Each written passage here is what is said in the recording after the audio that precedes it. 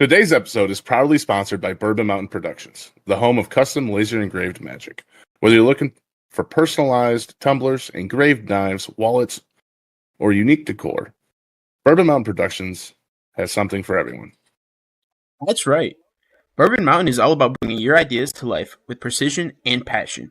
You dream it, they engrave it. It's that simple. Head over to bourbonmountain.com to browse our lineup of completely customizable products. And if you're listening to this podcast, you know there's exclusive discounts waiting just for you. So don't wait. Grab yourself something unique. Support a small business. And remember, when you think custom engraving, think Bourbon Mountain Productions. Thanks to Bourbon Mountain for sponsoring today's episode. Now let's get to it. Let's fucking go. Let's go.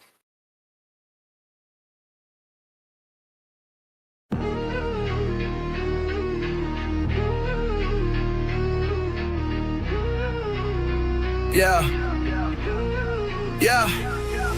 From coast to coast, where the truth cuts deep, we ride the line where the shadows creep.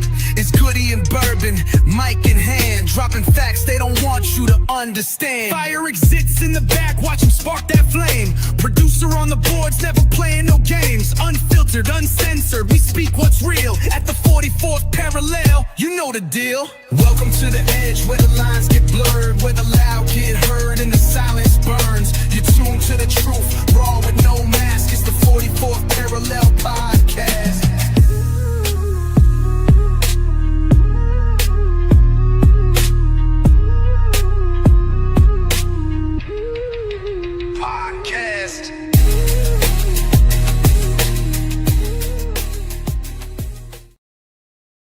Yo, what is going on, everybody, and welcome back to the 44th Parallel Podcast. Bourbon, how you doing, brother? Doing fantastic, Goody. Love to hear it. Love to hear it. How you been living? How's the power treating you? Enjoying the power. The lack of internet's getting kind of annoying, but we're making it through.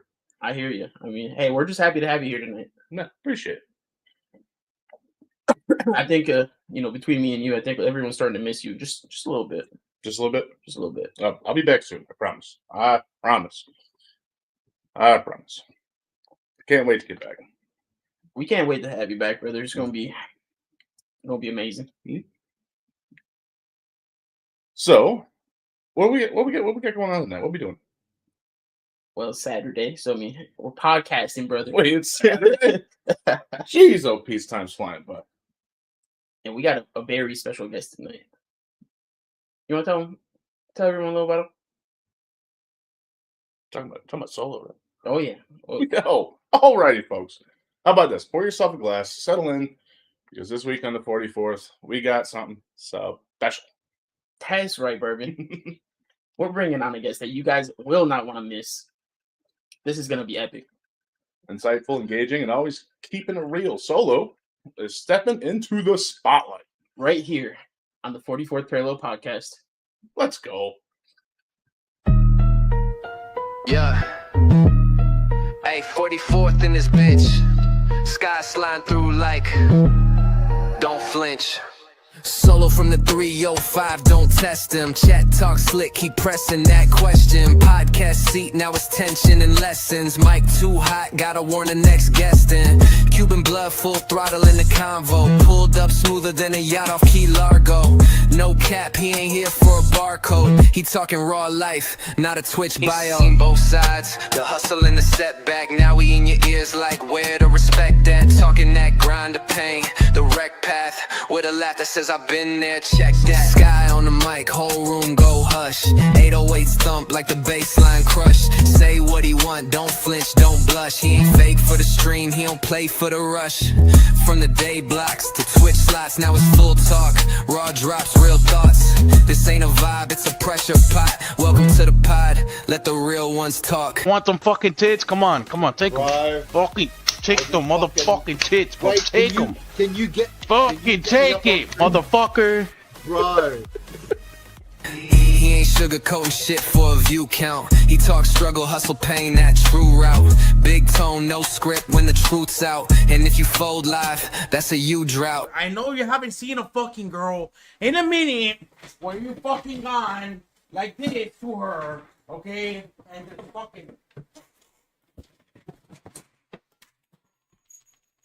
Don't talk hype if you ain't got heart. He built his name brick for brick, part for part. Not here for the clout or the sweetheart charts. He here for the scars and the deep cut art. No gimmicks, no soft talk, just rage. Mike bleed tales from a digital cage. He been broke, been lost, been off stage. Now we back with a voice in the room pace.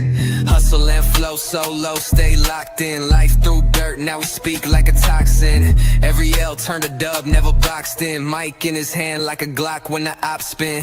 This that real work, not a highlight show. This the cuts and the scars that the real ones know.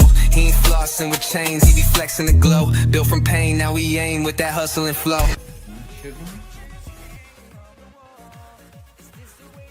Gotta chill tomorrow, bro. You gotta chill tomorrow, bro. He said, hey, yo, what? Sky on the mic, whole room go hush. 808 stomp like the baseline crushed. Say what he want, don't flinch, don't blush. He ain't fake for the stream, he don't play for the rush. From the day blocks to Twitch slots, now it's full talk. Raw drops, real thoughts. This ain't a vibe, it's a pressure pot. Welcome to the pod, let the real ones talk. So next time you hear solo, drop in the chat. Know it's real talk, no cap, no act. From the 305 to the parallel path. He the storm and the calm, better brace for the blast. Brother.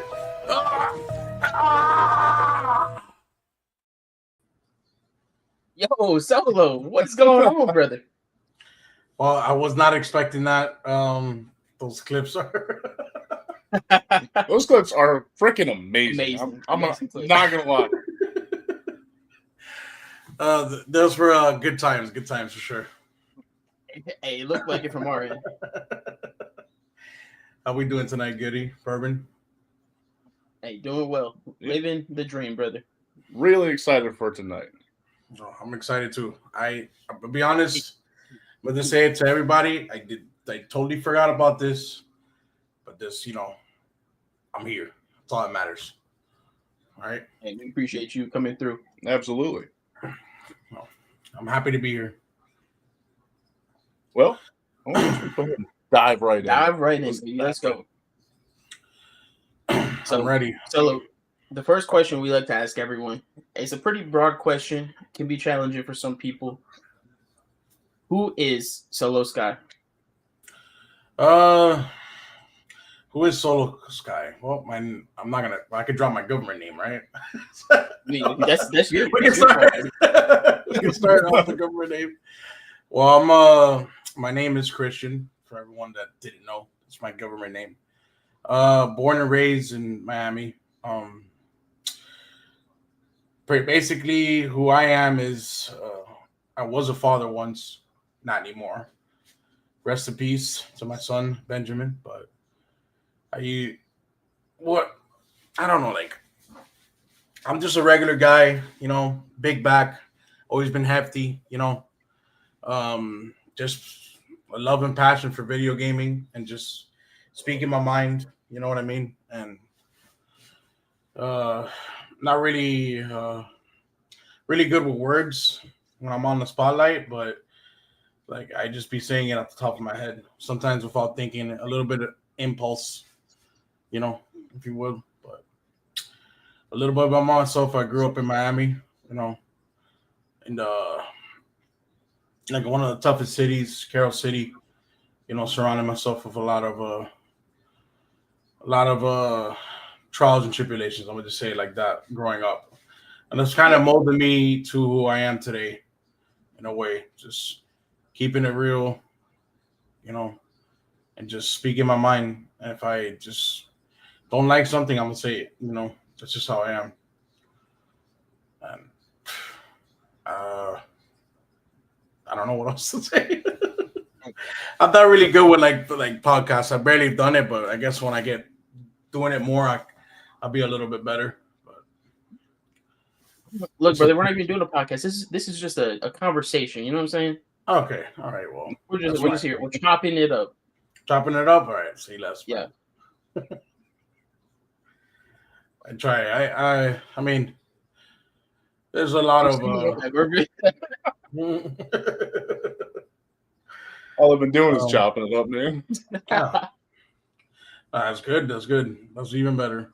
But this, So you got like you were talking about that you just kind of say what's on your mind. I think that's what a lot of your community is drawn to. You have a fairly large community that comes to watch you every night you come out and stream, and I think they like and enjoy that just flat out realism. You know, that no bullshit filter. Like you got it. Just it. They love you for everything it comes out. all right, just I try to have fun every night, night in and night out, 4 days a week. You know what I mean? And just try to, give the people what they want. Like I pretty much do anything at this point on stream, whether it's to take off my shirt or slap my titties, slap my stomach, get upside down twerk. You know what I mean? I try to go above and beyond for the people that hang out. You know what I mean? I come in, whether if they want to get screamed at, whether they want me to get my chair and spank myself. You know what I'm saying? It's like, okay, I got you. Yeah, one of my favorite things to do is when this motherfucker that's sitting right next to me, actually, right over there. Oh, But when he comes in, he's like, "I'm new," and you're like, "You're not fucking." yeah, I wake up my uncle from time to time screaming all night. He tells me every day. If I would not scream, then how would that be? Like, would you like it? You got to find a way to connect yourself with the streamer sometimes, as a viewer, and if people like to get yelled at, that's your kink. You want to get yelled at, that's fine with me. I'll do it. Exactly. Didn't know I had a kink. Hey, first time for everything, Bourbon. I'm just realizing myself, right? I'm learning myself every day. Hey, find something new. So Solo, you talked about coming up through trials and tribulations in your childhood, and as you were growing up. So what's something about your childhood you don't talk about on stream normally, but it shaped who you are as a person today? Well, I'm not the tallest individual out here. I'm gonna just be honest. I was, a little short, chubby kid when I was growing up, so I did get bullied a lot for my weight and my height or whatever. So yeah, that's growing up as a child, especially in America, especially being overweight and stuff. You in school, you are gonna get bullied by obviously people that are taller and older, stuff like that. So I definitely had to deal with that over the years growing up, and kind of shape me to who I am today, and in a way of like embracing it. It's like if you're gonna be bullying me, might as well embrace the fact that I'm overweight, and just go with the flow, basically. I was not a lot of people deal with that, growing Absolutely, up. yeah. Kind of made me a little bit aggressive in a way, to push those people away. Like a side of me that I don't like to bring out, So like by aggressive, do you mean like you would get in physical altercations, or you would just kind of like shut yourself away from like? Yeah, try to be, unloosen a couple of screws in my brain. You know what I mean? And just try to scare people away at the end of the day, because that was just it was a lot. I'm gonna be honest, it was a lot, man. It was not. How big was your class? Like, how big was not your class, but your school? Was it I'm sure in Miami it was pretty large. Yeah. Every class had like about 20, 25 students, almost 30, give or take. So, yeah, it was a lot. There was a lot of kids in that school. So, but I just tried to, find a way and embrace who I was, and hanging out with the nerds and stuff in school. I didn't care about that I was fat, and Find a niche. Yeah, basically. Hell yeah. Yeah, I mean everyone has their place, and you just gotta find it and then be comfortable with who you are. No, it was a struggle, but I wouldn't change it. I honestly wouldn't change how I grew up. Moving constantly, switching schools. I wasn't really in like a school for a year or two. It was always, moving a lot. So couldn't really develop, a core of friends, like in a span of like 4 years, you know what I mean? Like it was just year after year, have to move and, find a new crowd, if you will. So yeah, it was different, but I wouldn't change it because it just made me who I am today, So from my experience, a lot of new kids, like when they would come to my school, I went to the same school through my whole school career. But whenever the new kids came in, they would be like really popular until everyone got to know them. Did that ever happen to you? Were you ever like the popular kid for a minute because you were the new guy? Once. Once, okay. Yeah, once. It was only once because I did some crazy shit. Yeah, that's it. But that blew over quick. You got to constantly be doing crazy shit. Yeah, and I'm not actually trying to stay in school.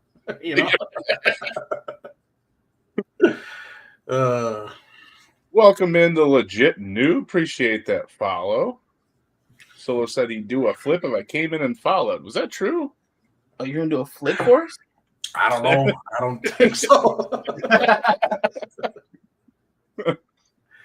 I don't think so. I'll try my best. All right, but look, we're not liable for any injuries that may take place here on our channel. Yeah, so I don't think I'm going to do that. No. So, has streaming helped you like heal from anything throughout your life, or take your mind off of certain things? A lot of people go to streaming for something to originally. Yeah, for sure. I don't really connect with a lot of people in IRL. If that makes any sense. Mm-hmm. Like what? Mostly with anyone just through the internet, through a microphone, through Discord or something. I found and connected with really good friends that I met over the years doing this whole streaming thing, and I wouldn't change it for anything. Being able to connect with somebody that's like an example from Hawaii, it's one of my good friends. You know what I mean? Like the hour difference is insane, but me and my boy Koa get along just fine. It's something crazy how someone from the other side of the world, like, you could just connect with, and it's like my IRL escape. Yep. It's always amazing to me the kind of friends and the kind of people you can meet through streaming and gaming and just being online. Facts. 100%. I agree. I've made some really good friends and continue to make some good friends, and that's just something special that I would not trade up. Having way too much fun on a daily basis too. Yep, I completely feel that. When I started this journey, that'd be 7 months ago now.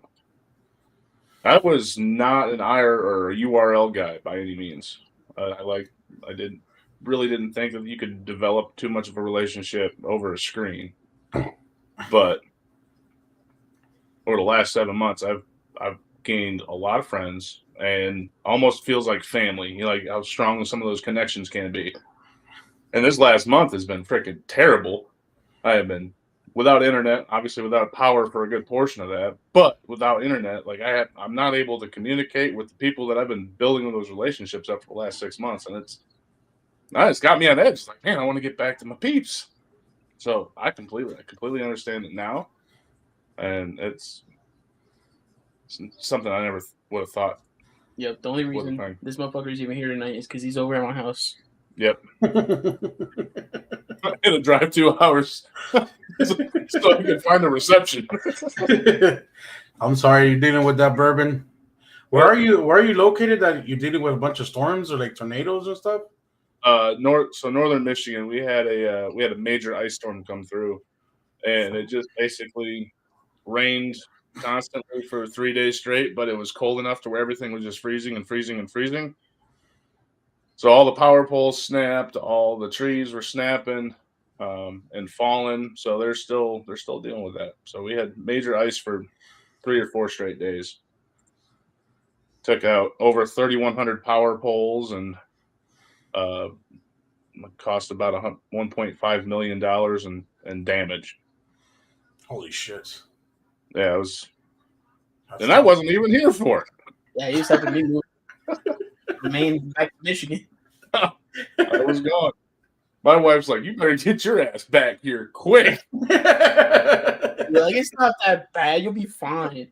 And then I was taking him home, and you were like, damn, it's like driving through an apocalypse. Yep. Yeah, that's what it'll look like. Love you too, Grenade Maid. Much love, Grenade Maid. W. Grenadine, Is she stinky? probably. I'll give her a little sniff.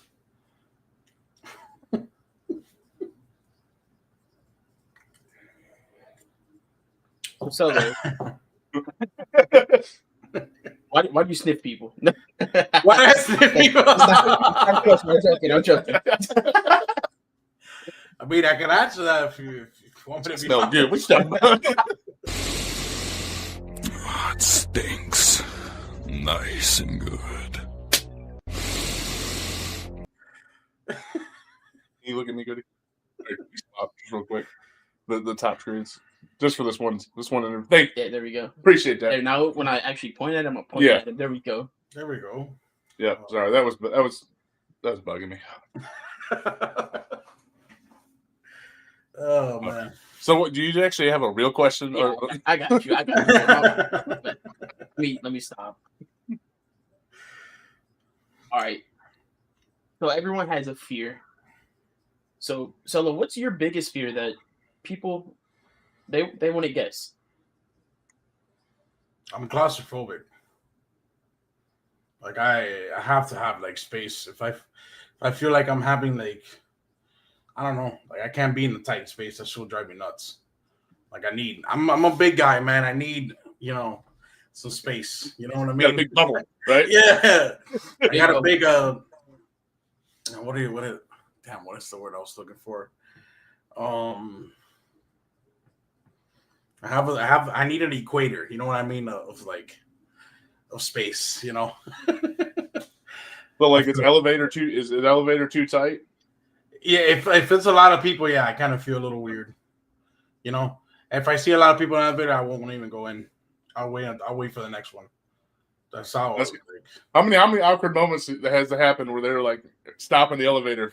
yeah, and I'm like, no, I'm good. I'll wait. Yeah, I've seen movies too. Like I'm very superstitious. Like I've seen movies where people get stuck in elevators or whatnot. I'm good. That'll drive me nuts. I'd rather not get in. But do the same thing with elevators. If there's too many people on there, I'm good. I don't want to be rubbing elbows with a bunch of people I don't know. Yeah, and not only that, like I weigh half a metric ton. So if there's a lot of people there, that's me myself getting into that, it's not gonna be good. It might go overweight, and then we're fucked. So, no. I'm not gonna lie, that's the first thing I look at when I hop on an elevator. Where's the weight limit at? Hey, you need to get out. Yeah, I'm probably a quarter of that. So yeah, let's not do that. So look, pro tip: if they're trying to hold the door for you, just act like you're walking from the elevator that's on the other side of them. Walk away. Oh yeah, make it less. Make it look like you're walking away, and they're like, "Oh, okay, never mind." This motherfucker's a pro tip about elevator advice. Damn, Goody. Yeah, I know he's living the bougie life. Oh yeah, I use an elevator every single day. Tell you what. That's a whole flex right there, baby. Oh. Okay, so you come to stream to get away from IRL. Where do you go or what do you do when streaming or internet gets too loud? Like when you need a little space from it. I'll probably go hang out with my uncles in the backyard. They're just like, he got like TV on, but just, being on the outside where my uncle with all his cats and stuff like that, and just hang out, probably crap a couple of cold ones with him, kind of gets me centered. You know what I mean? Because like I would suggest it for anybody. You need some shape or form of a social, like, recharge in a way like this. The internet sometimes can get a little bit too much, so I just sometimes need to step away. Yep, absolutely. You guys be having barbecues in the backyard? Yeah, we get the carne asada with some tostones, a little bit of lemon with some Coronas, man. We get it cooking, baby, back there. I'm trying to come to your cookout. It's a little barbecue. It's nothing too fancy, but hey, it does its job. All right. Absolutely love that answer. Backyard barbecue. No, but I haven't touched alcohol in 3 months, so I'm a little proud of myself. Getting Congratulations, brother.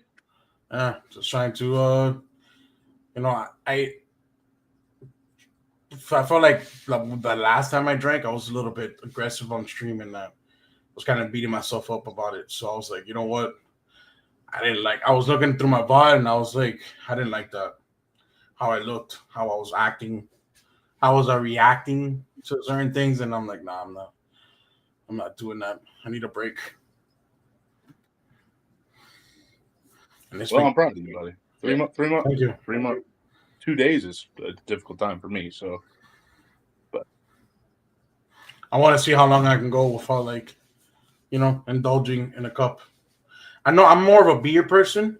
I could do the hard liquor, but like, I just put it into it. But I have been indulging in the THC department a little bit more, but been using it just to like try to get some sort of sleep after stream, or if I just want to chill or hang out. Does put me a little bit mellow. Get you in that calm, clear headspace. Yeah, kind of get a little slow too, Be like, "What's up, dude?" My eyes get low.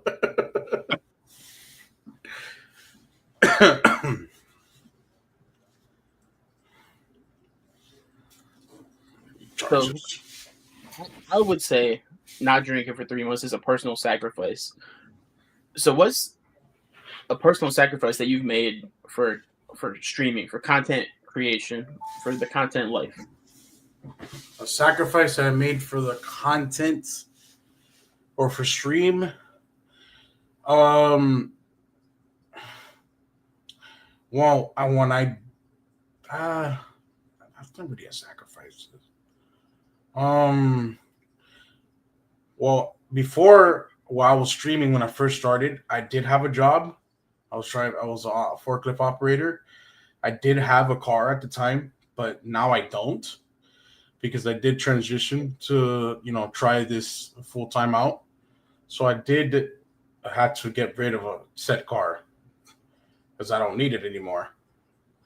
I could have still used it, but I just can't afford it. Used to drive around everywhere, but now I can't. I can't afford it. So that's a little sacrifice, but that's totally fine by me. It made me a homebody now. So like sometimes when I go out, maybe when I do groceries, like once a month, I'm like, I want to get home already. Like I just can't stand being in, like, I don't know, in the grocery store, I guess, if that makes any sense. Like just being, I could be social on the internet, but like in IRL, it's different. I don't know. I'm a little weird. Now I'm a little weird for some reason. I feel like that's weird. Honestly, with the answers that we've been doing since we started this, that is actually par for the course. A lot of people who are really good URL with developing connections and speaking and just having a grand old time, they seem to be a little bit more. What's the word for that? Jeez, now I can't even think of it. They're more closed off IRL. They're very much to themselves. Like if I'm in the public area, I'm not gonna say something to somebody. But if they say something to me, I'll reply politely. But like it's as far as me, saying something, I'm not. Mostly honestly, quiet. In my opinion, there's nothing wrong with being like a homebody because I mean, like you're you and you're comfortable when you're at home. When you go out in public, I mean, anything can happen, and it can put you, it can put you in high alert. Yeah. You say you're doing this, full time right now, correct? Yes. Yeah. So I mean, it's not. You're always clocking in at overtime. You're always there at that building that's paying you. So yeah. You're right. I know the work never stops at that point. You're always thinking about something, I'm sure, like what you can do on stream and everything's access to you, but you got to pull away from it. Otherwise you bring yourself up. I tell people, it's it's a luxury to be home and try to be a full-time streamer, but there's also some not so good things. You know what I mean? And do I get stressed out here and there? But I manage what I got. You know what I mean? And I make it work. You got to find a way to adapt and make it work. You know what I mean? So try to find new ways to, keep doing it. So it's been it's in June. This year is going to be 2 years of doing this full time, which is a feat on its own. Man, congratulations! Yeah, that's a follow through. Like when I was growing up, and I was playing video games and stuff like that. My dad would always say, "Or you're not gonna do nothing with your life. You're just playing video games. Get off the game. Go outside and this and that.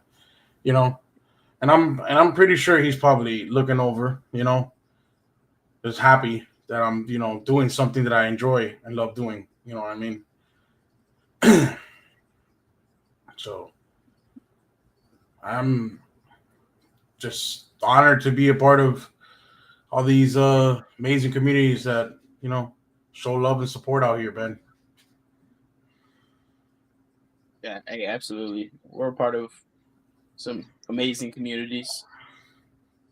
Big facts. Grenade Man says, "I'm such an introvert. I understand, but you are great at it. Great at being an introvert." Wait, what? I'm just joking, Grenade. But that is the word that I was thinking about before was introvert. Reclusive works though, noob. Reclusive works very well, but introvert was the word that I was thinking of.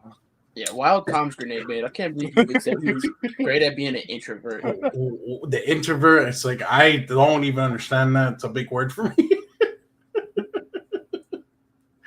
You said, "Don't know." Just talk about streaming. You're great at streaming. Got you, Grenade Man. She's a little spicy today.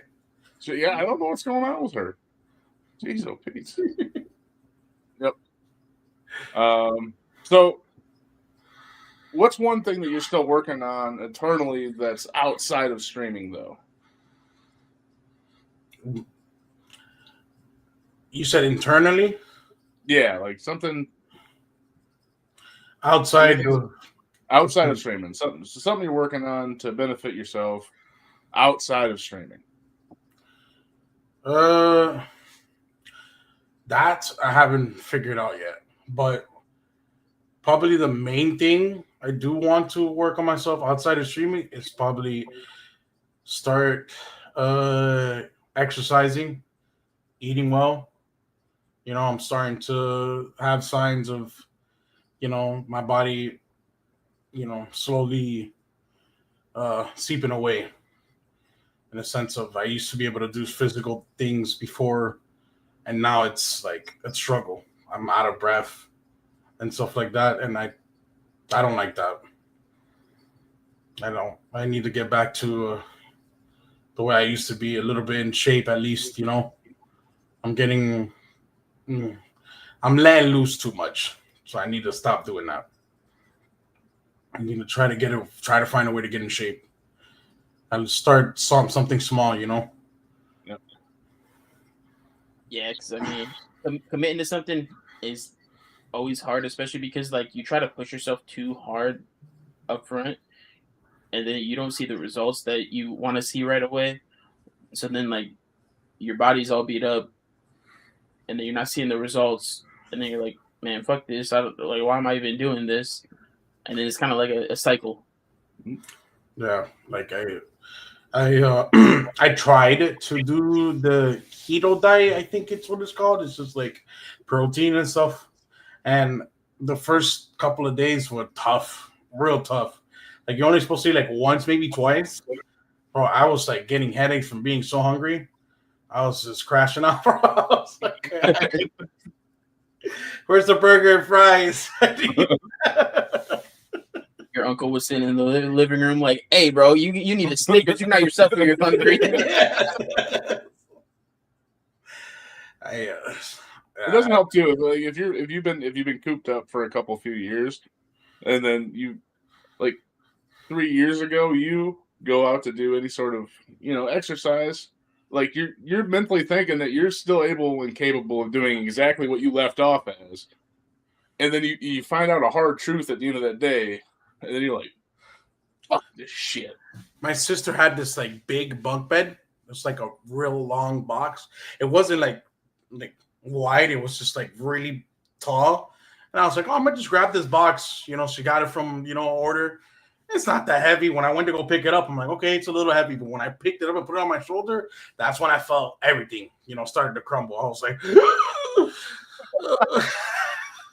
back is killing me. I'm like struggling. My mom's like, what? No, my aunt was there. She was like, you're sweating just from coming from the sidewalk to the house, to the back. Yeah. I was already sweating bullets. I was dying. I was like, where's the vape at? Where's the vape? This is our inhalers, right? Yeah. Reality check here real quick, so. And I know it's got to be hot down in Miami most of the year, right? Give or take about 80. Yeah. No. What's the temperature today? I don't know, but I could check. I mean, that's up to you. You don't have to. No, we're talking about. We had a solid 42 morning this morning. It was fantastic. Yeah, I think you got up to like 56, maybe 52. I mean, 6 until I got down here. It is 77 degrees just because the sun is down. In April. And one of these days, I need to go to the beach. It's been a while. Here you go. We're going to go and be like a manatee and just sit there and swim all day. I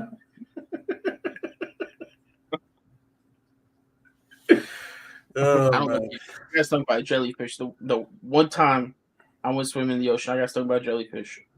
Damn. The one time? The one time. Never.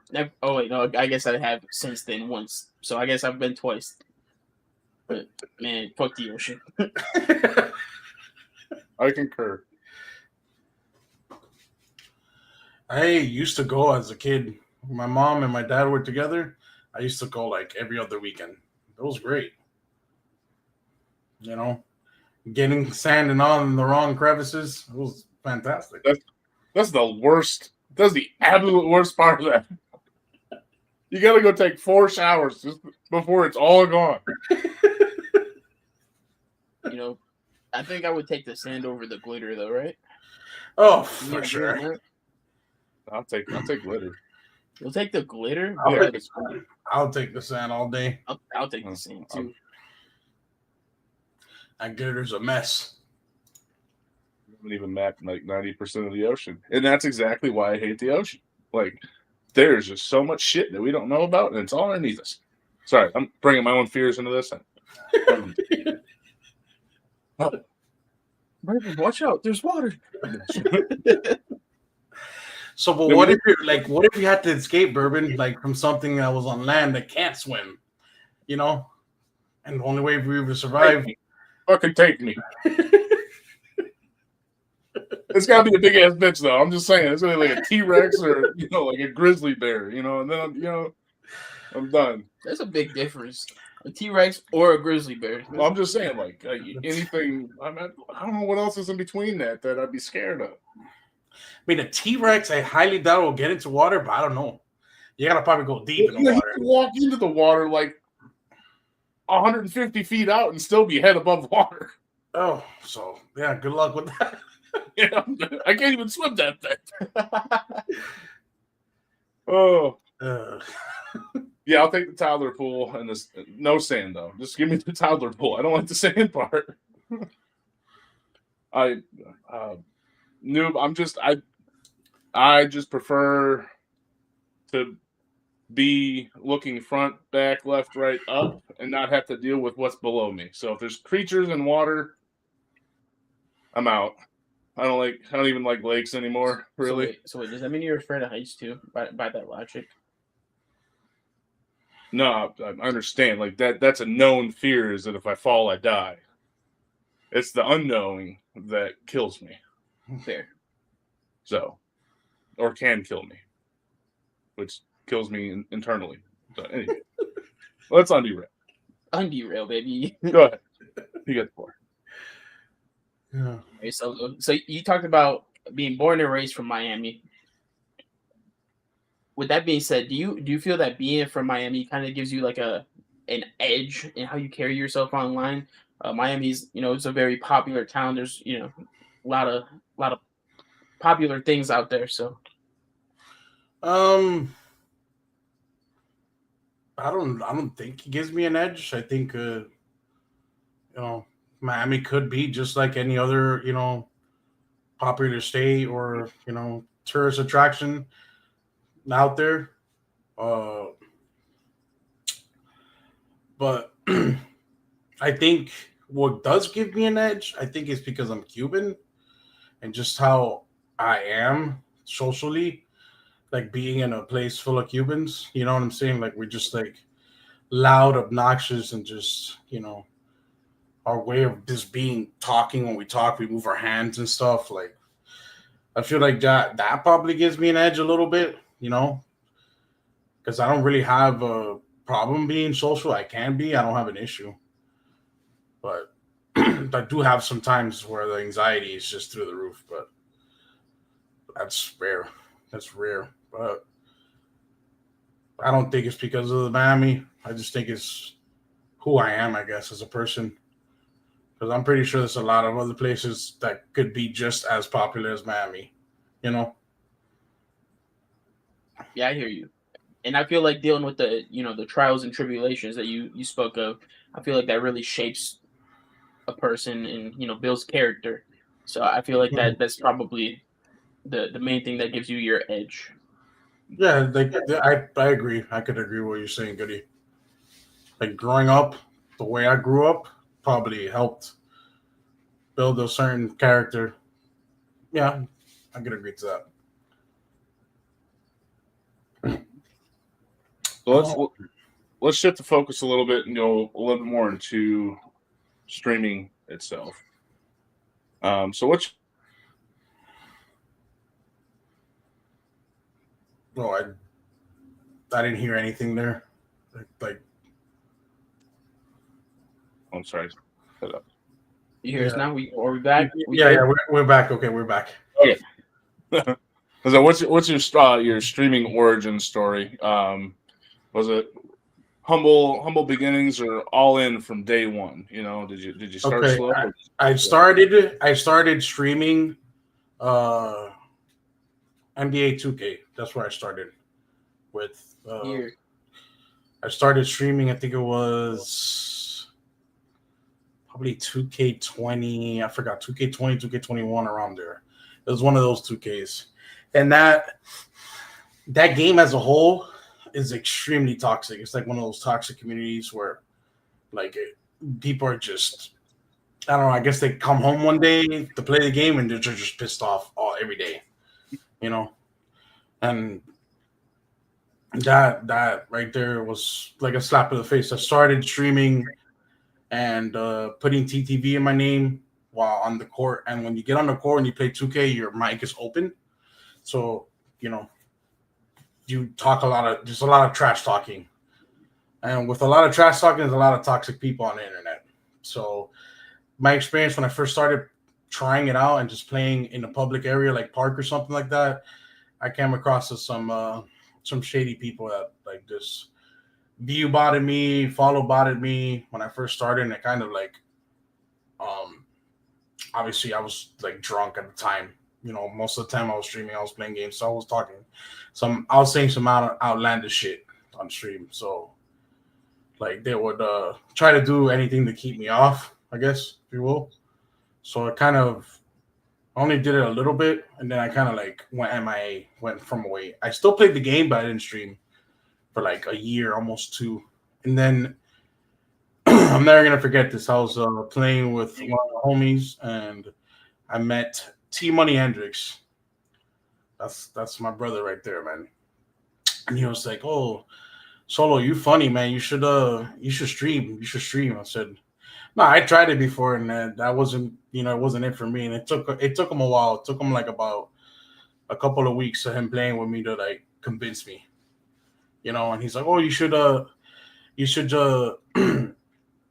you should follow me and be in my stream. There's a lot of people that come in, and I'm part of like a couple of Discords, and these people, you go to their stream, you support them, you can get like, build a name for yourself. You can get out and gain followers just by going to people's chats and, just supporting." I said, "All right, you know what? I'm gonna turn it back on, and we're gonna see how this goes."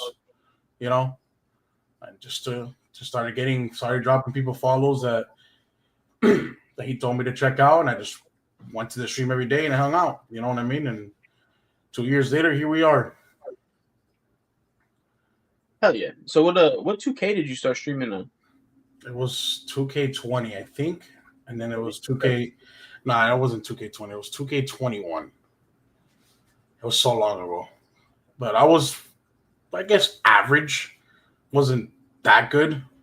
I became better afterwards, but it's just people in general. They'll always call me a wetback. Extremely like racist on that game. It was bad. It's not easy to stream that, especially when I would advise, if you do it, just don't even put TTV in your name. It's a waste. People will show up to your stream and just come in and just talk shit. Is there benefits to putting TTV in your name? Any other games? I would say do it. The other games is different. I feel like the communities in other games are way better than 2K. 2K is just, it's just toxic, man. If you're bad at it, people will come and just shit on you, shit on your name, period. Even if game chat, you don't even have to stream, they'll still shit on you. You know what I mean? Okay, so actually, I got a side question. What would you say the top 3 most toxic franchises are for gaming? Top 3 most toxic? Yeah. Well, I could go off based on my experience. Yeah, based off your experience. I mean, 2K is number 1 for me, but Gears of War, maybe. A lot of people talk a lot of craziness in Gears of War. I think I've seen it firsthand in people's streams. This is one person I used to support. She used to get fucking shitted on Gears. It's just from seeing it. I don't know if it's true because I never streamed it.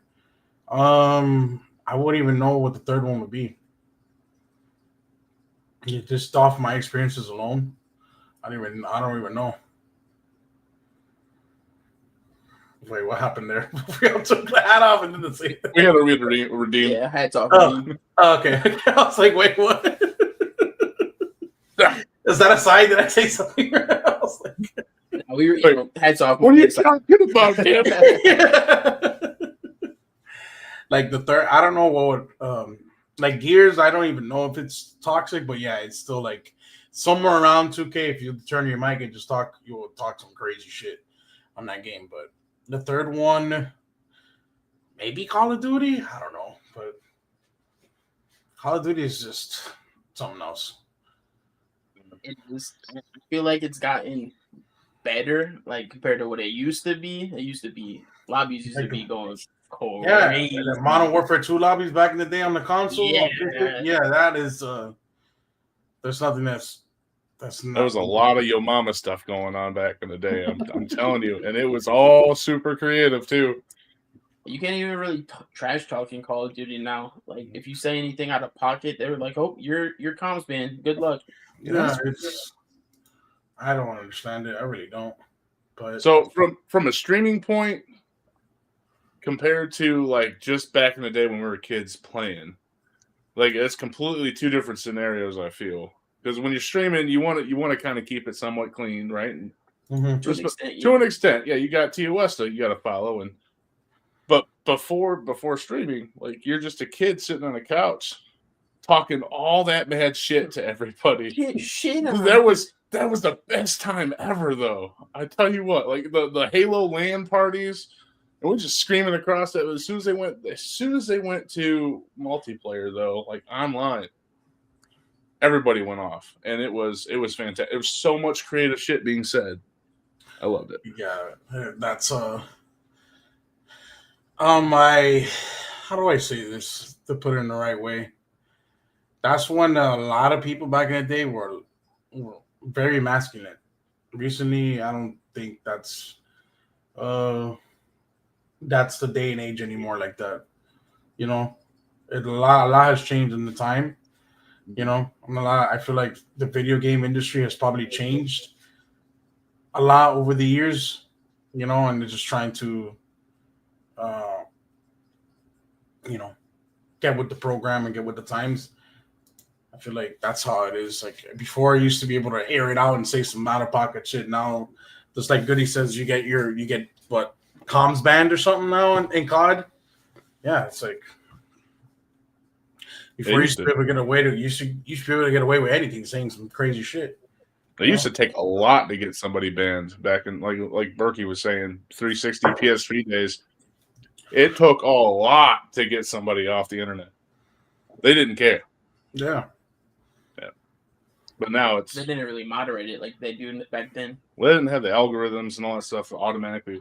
And that's the other thing too is the algorithms that people are being banned for nothing sometimes. It's just it made it sound like it was something, and the algorithm caught it and kicked them out. You don't have to appeal it, and I digress. I'm pretty positive I'm comms banned on Call of Duty to this day because like, I can hear people. And all right, so here's the crazy part. I don't even use comms on Call of Duty. I usually, if I'm playing with people, I'm in Discord because I don't really mess with the, craziness, especially if like we're streaming or whatever. Yeah, people say some out of pocket shit. And you don't want that. You don't want that on your stream. But like, occasionally when I go to turn the comms on, I can hear them, but they can't hear me. So like, I don't know. Either Call of Duty fucking sucks or I'm comms banned. I even streamed Call of Duty. It was like last year for like a month straight or something like that. I was just enjoying it, and people were like, "Oh, why you don't just talk shit in game chat?" I'm like, "Because if I start talking shit, it's gonna get crazy. The person I'm talking shit to is gonna say something, out of pocket, and then I'm gonna just keep going in. It's gonna be back to the Modern Warfare 2 lobbies and 360. Like, yeah, it's just gonna be. I'm not trying to tap into that dark energy, It's not gonna. Nothing good is gonna come out of it. So I'd rather just stay in Discord. We did do a trash talk series that had to be super nice though, right? Oh yeah, we did. So at one point, yeah. So we did a trash talk series, right? So whenever someone would kill us or something, we would talk trash, but instead we would give them like a crazy compliment. So I'd be like, damn, your dog smells really nice. It was absolutely ridiculous. Yeah, I think that would be weirded out. Yeah, oh yeah, the guys that were talking shit to us was like, that's one way to stop a bully. I'm just saying online, say some out of pocket nice shit that's confusing, and they go, all right, let's leave. These guys are weird. They just walk out. Oh, you know my grandma makes the best chicken.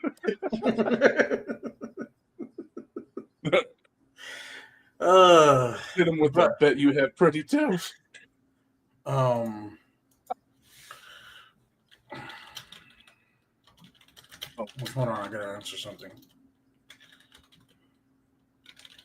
Oh, we got 5 hydrates. Tricks.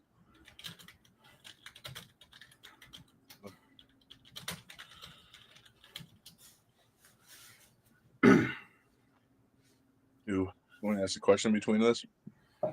Yeah, 2 more. Okay.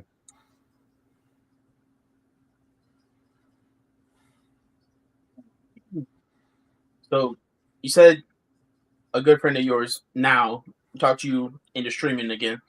So what was the moment that you realized, like, damn, I'm really doing this. I'm finding success in my streams. This is something I can start taking more seriously.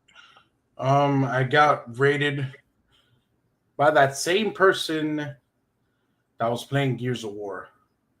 I used to go to her stream a lot, and she'll stream late nights like I would, and it was be convenient to hang out on the stream because I used to play a lot of Gears of War back in the day. So just watching someone stream it, she rated me with like 47 people, and I got like real nervous, and then I had I couldn't respond to chat. I got overstimulated by so many people in the raid message and stuff like that because I had 1 viewer at the time, when I first started streaming, and she, decided to raid me, and I was playing Fortnite, and I was like, damn, I have fucking 30 people just chilling here watching my stream. And I didn't know anything about, networking and connecting myself with people and stuff. It was fucking it was a good experience, to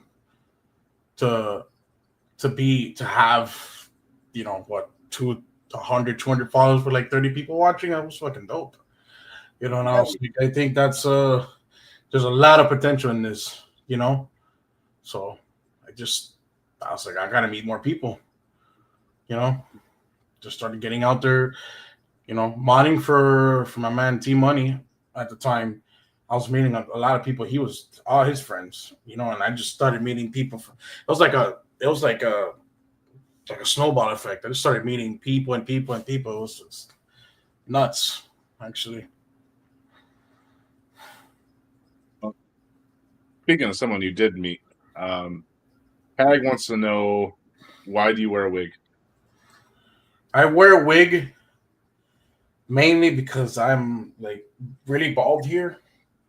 And I don't want to showcase to the world that I'm bald. You know what I mean? So I have to wear a wig, especially with this turquoise color, that's fading. People say it's gray, but yeah, I had to not hide the simple fact that I'm bald, because I don't want to look like Krillin.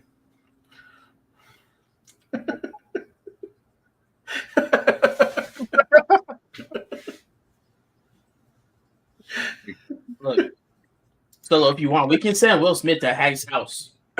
Smacking for you. What's up, Hag? How we doing today, buddy?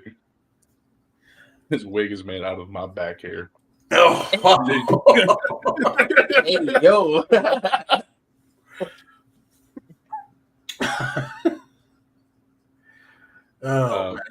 He was also asking for upside down wall twerks, but I think we're past that right now, right? I think so. Yeah, we already did it. How about that?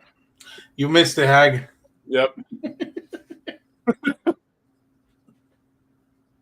We were all 3 of us. It's crazy. You should have done it. And synchrony too. It was all the boom, the boom, the booms. It was all synchronized.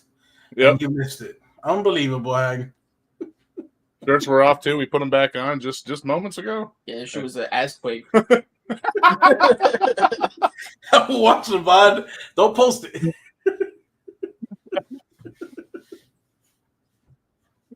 So what's the hardest part of streaming that nobody's warned you about? Hardest part of streaming that nobody warned me about.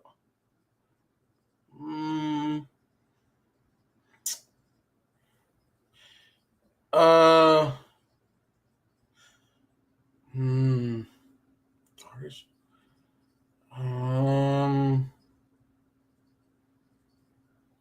I don't know. I could probably tell you the hardest thing I have to deal with, you know, being in front of a camera. I'm not really a photogenic person. So Really? Yeah. This motherfucker's sexy as hell. What are you talking about? Brother, you I got don't- clips of literally, like Yeah, but that Like- that took some time and effort to do that. I didn't have the balls to do that when I first started. I was like, I don't take pictures of myself like on Instagram. I don't literally take selfies. I'm not really a photogenic person, So me being in front of the camera, I thought it was just easy.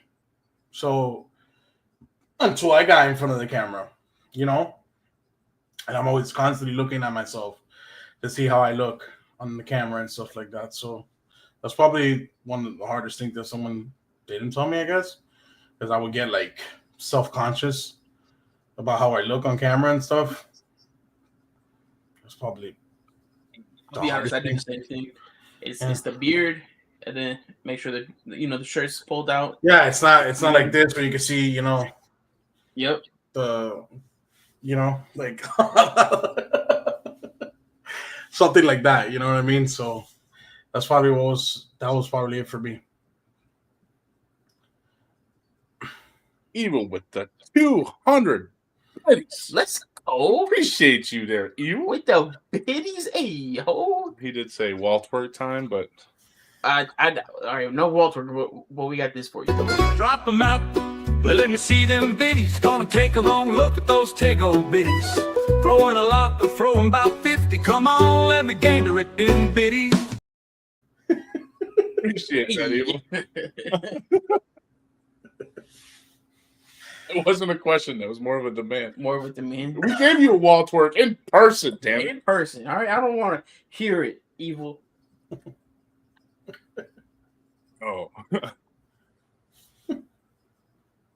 So getting in front of the camera thing, I think that's got to be hard for everybody. To be fair. To be fair. Well, to be fair, Oh, don't say to be fair. Who said it? We were facing the other way. But you guys got to see it. Absolutely, yeah. And there is a twerk redeem. Use 6.9. Goody 6.9 twerk redeem. Yep, that's the one. Use it. We're keeping them. We're keeping that tallied. And Mind no details. we're at 26. I'm just saying. 26. Damn. We ain't gonna be busy. She is. Get home slice.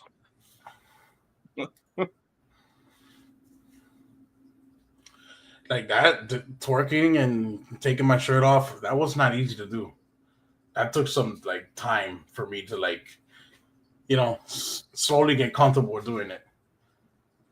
And still to this day, when I have to do it, I still feel like I don't look good enough or something like that. Some BS comes into my brain and so it messes with me to the thing. I feel like you and Bourbon relate a lot. The only difference is Bourbon has a goodie. To force me to do shit. That's like, brother, come on. Get that ass shaking. Come on. So I'm not gonna lie. I had a lot of okay. Watching your channel, there was a lot of channel points I had in your channel because everybody rated me out to you by the end of the night before I actually came out one time, and that's I found you because I got rated into you at one point. Mm-hmm. And I looked down and I said, damn, I got 7,000 fucking channel points in this dude. I've never even seen him yet.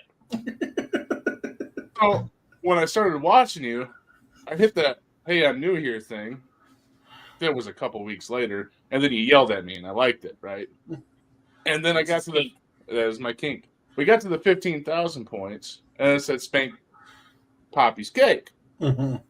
The second I clicked that, I would never have thought that you're still uncomfortable at this time, because I know that was only 4 months ago that I found you. But you were, like I said, you hopped up on that chair like it was nothing. You spanked that, and then you walked back and you continued playing the game like nothing ever happened. Not even a flush red face, nothing. There's sometimes where I could see the OBS and like I turn myself a little bit because sometimes you could see like the bottom part of my stomach just hanging out through the shirt. You know what I mean? It's just like, yeah, so that's to this day, yes. Yeah, you can just see my stomach just sticking out. So yeah, I do sometimes feel like that, but at the end of the day, I just powered through it, man. You know, it takes a lot of channel points to build up 15K. You know, so if you want to redeem it for 15K, you're gonna get a good couple of spanks in, all right? Hell yeah. Then only like 1 point to get yelled at. Just one. Huh? Happy day. You yell at me, and then you spank your ass for me, and then I'm happy. Yeah, that's a really good deal right there, baby. Yep. Hey, yo, Lady in Pink, don't play nice now. All right, you were blaming me for everything earlier, and now thank God for Goody. Come on now. Yep. Literally, any time that I go to his house, some shit happens at my house. Just saying.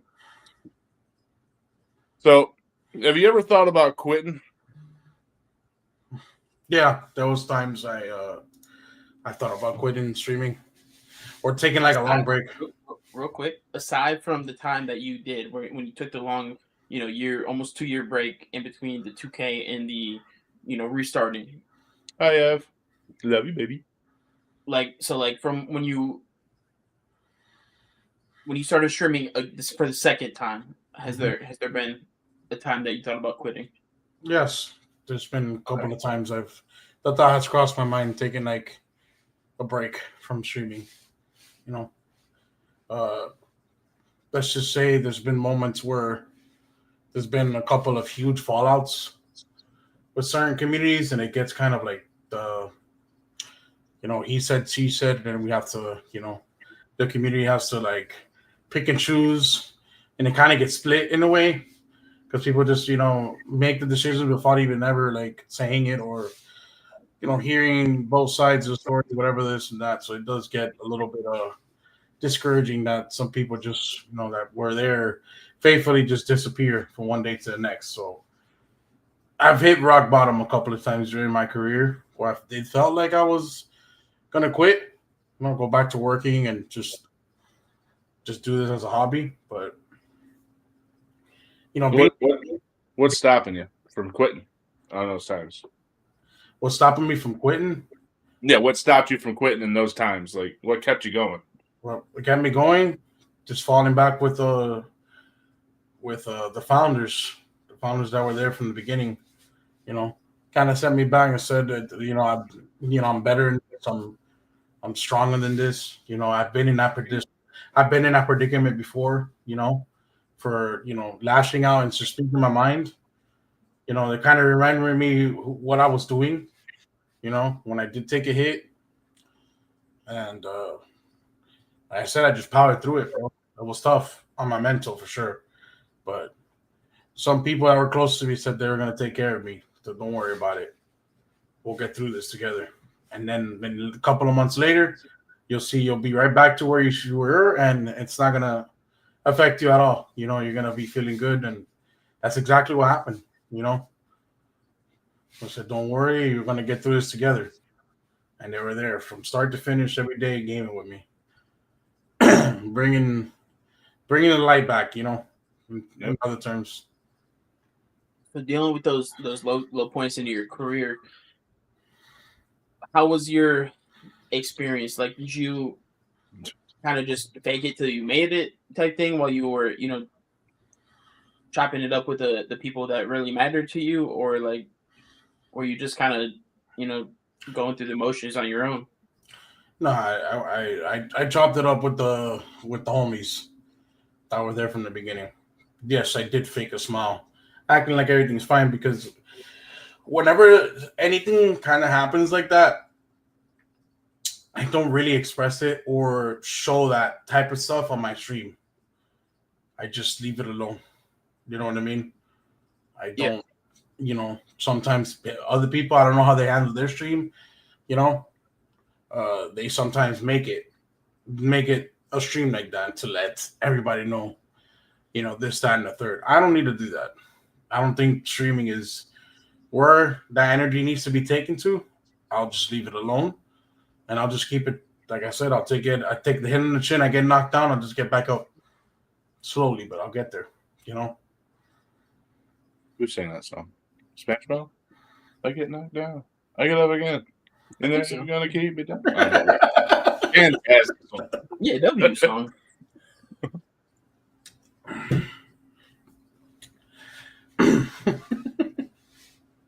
So would you say, dealing with all of those, you know, low points in your career, do you feel like that you found your purpose through your content at this point?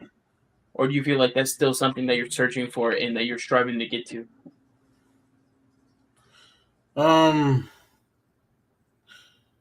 If I found my purpose, I think I did find my purpose. I'm in a good state right now, and in terms of my career and where I'm at right now, and I wouldn't give it up for anything. I'm happy with what I have, and I'm grateful for what I have right now. Just to be a part of something great, you know what I mean? It feels good. Obviously, still being somewhat ambitious, you know, in a way. I don't know if it's a little bit selfish, but yeah, we always want more, but you can't rush the process. You got to stick to it. You know, just not one day from, you know, you don't blow up overnight. You know, like you're better off winning the lotto before you blow up overnight and going viral like that. So, I feel like my purpose is to keep giving people good energy, good vibes for them to go about their day. Like, there's a lot of people that come in and, you know, hang out while they're working, or the first thing in the morning when they tap in. I give them the right energy. I yell at them, you know, get up stinky. Some people, I call them stinky. So, you know, get them going. They come in and yell at me and, you know, troll me, get their day started. So I feel like I make a good impact on some people's lives on the daily here on Twitch. And that right there is good enough for me. Even said, OMG, it's Stinky Solo. Wait, she said, so, whoa. What's up, Even? Happy birthday, by the way. You know it's Even's birthday. It is. It's even. Oh shit! No shot. Yep. Crazy. Yeah, I'll mix it. Happy That's birthday. bad. I'm sorry, Ag. Also, what's going on, Papa Clutch? Welcome in. Oh man. Happy birthday, Even. Yo, Exile Truth to follow. W, follow. Appreciate you.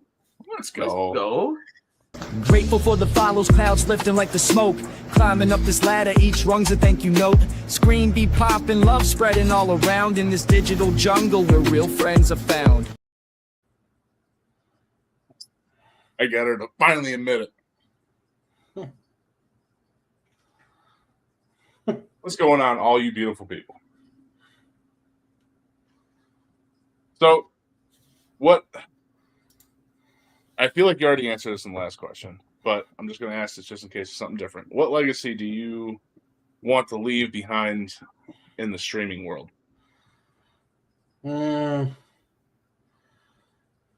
Just be the legacy I want to leave is to all my fellow big backers, all those plus size men, just be comfortable and embrace who you are. Because at the end of the day, just, fuck me, how do you know what I'm saying? But just embrace who you are, just have fun with who you are. Just be yourself, you know what I mean? Like, don't listen, don't ever listen to anybody. Do whatever you want to do. You know what I'm saying? Be happy with what you do. And stay Switzerland. That's what I'll say. Stay Switzerland. Exile says Solo, I'm gonna get you fit and lean, me and Cuban mermaid machine. Mermaid? Is it?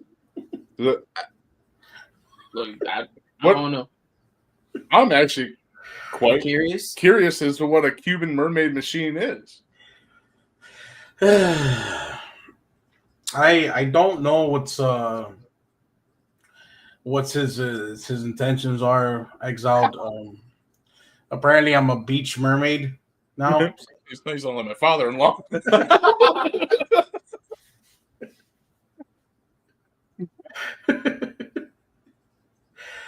It is what it is.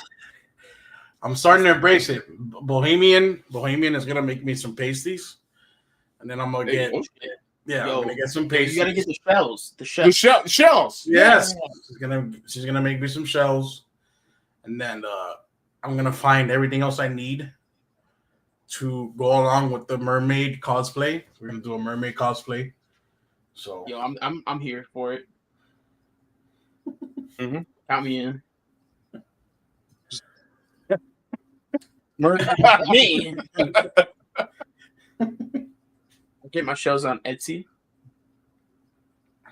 And the day we meet, Exile, I'm gonna probably put you in a headlock. We'll give you a wedgie. Wow. Got some shit that's back due. How we doing, Exile, buddy?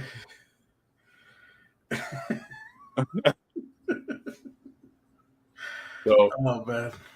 So the legacy, though. Okay, so the legacy you want to leave, that you said, is for the horizontally gifted to keep on gifting. Yeah. Regardless of what you think anybody else feels, you do you, boo boo. Yeah. Basically. Yeah. I fucking love it. Big facts. Me too. Here for it, baby. Yeah, that's something I'm learning to deal with. I'm very much conscious in how I am on stream, and honestly, I look to you as one of the people I look up to, because for me, it seemed like you were much like Goody. You just didn't, not that you didn't care, just you didn't give a flying fuck what other people thought. Like there's days where it's in the back of my head, but I shove it all the way back there, and I just don't think about it, and I just keep it pushing, But if I could be the light for us big backs, to be comfortable, then so be it. You know what I mean? The same way. So like a lot of the times, I'll picture like, damn, I look like shit, or whatever. Like, I'm looking extra fat today. But I don't really. So personally, I don't really care what other people think. It's a me thing. Like, how do I picture myself? Yes, 100%. And there's sometimes where I look like I ate too many biscuits, or I ate an extra. I don't know. Like this, there's times, but there's other times I don't feel like that, And I just those are the days I do like stupid shit. Take my shirt off, slap my titties, grab my stomach and wiggle it up, make it like.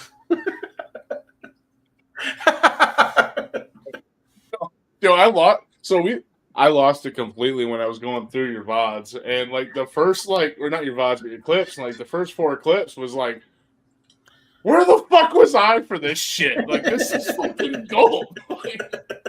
Seriously, shit is A1. Yeah, we get a little rowdy. Oh. We get a little rowdy, man. So speaking of the rowdiness, okay, so when you hopped up on the chair and the chair said "fuck you," what happened in that? Like, because that was I was supposed to give an explanation. Because one of the homies, let's just say he was going through a drought, of not getting any physical attention. So, he hit up the ex-wife or something like that to get said physical attention. And I was like, explain to him how to, like sort of mount, his ex-wife on the chair. But I guess the chair leaned too much on one side. And I just stayed on the floor for like about 5 minutes. That's a bad example. He was like, that's exactly what I've been dealing with. the backstory to the video is even better. That makes it 10 times better. No, believe me, if it was just like in a BC, I would explain it a lot. More context, but yeah. We're gonna have to chop it up. It was that clip when I fell off. I think it was my birthday. I drank a whole bottle of Ciroc and I had 12 beer cans, and I had a beer can in my hand when it happened. So I was a bit out of it. Dude, this dude stepped up on a rolling chair and said, What? "This is how you do it." Hold up, did you spill your beer? No, the beer I put it down like on the table where I was. Okay. Yeah, this actual table right here where I was streaming before, and it's a dresser. There you go. I put like on the somewhere on the dresser I put it, and then I grabbed on the chair and I just face planted. You didn't spill the beer, baby. No, the beer. I did spill some beer because I tried to do a shotgun. That was my first time ever trying to do a shotgun, and I messed it up. So I kind of put it on like a bowl, and I hit that bowl when I fell down. So I was on the floor in like a little bit of a pool of beer, but at the same time I was trying to clean it up too. Yeah, that day was just a fucking mess. Yeah, the floor was extreme. It was a mess. It was all sticky. Yeah, the next day sucked. I was dehydrated, hungover, and I had to mop the floors. It was a mess. It was a mess. You were like, damn, I have to watch the vlog. What happened? I don't. That night, I barely remember a lot of stuff. My shoulder's sore.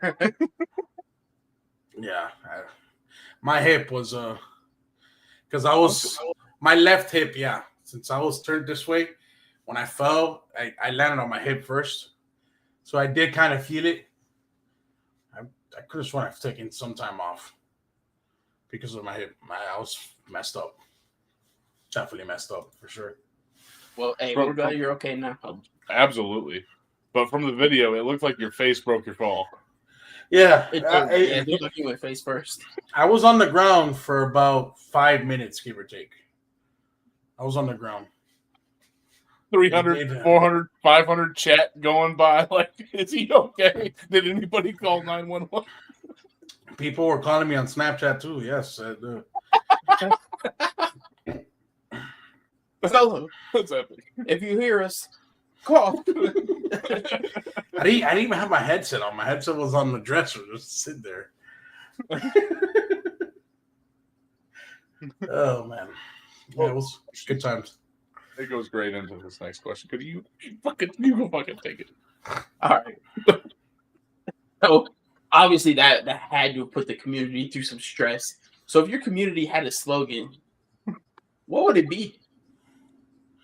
The community had a slogan. What would it be? Yeah, for you. For a me. slogan for you. Never thought about it, but if it was a slogan.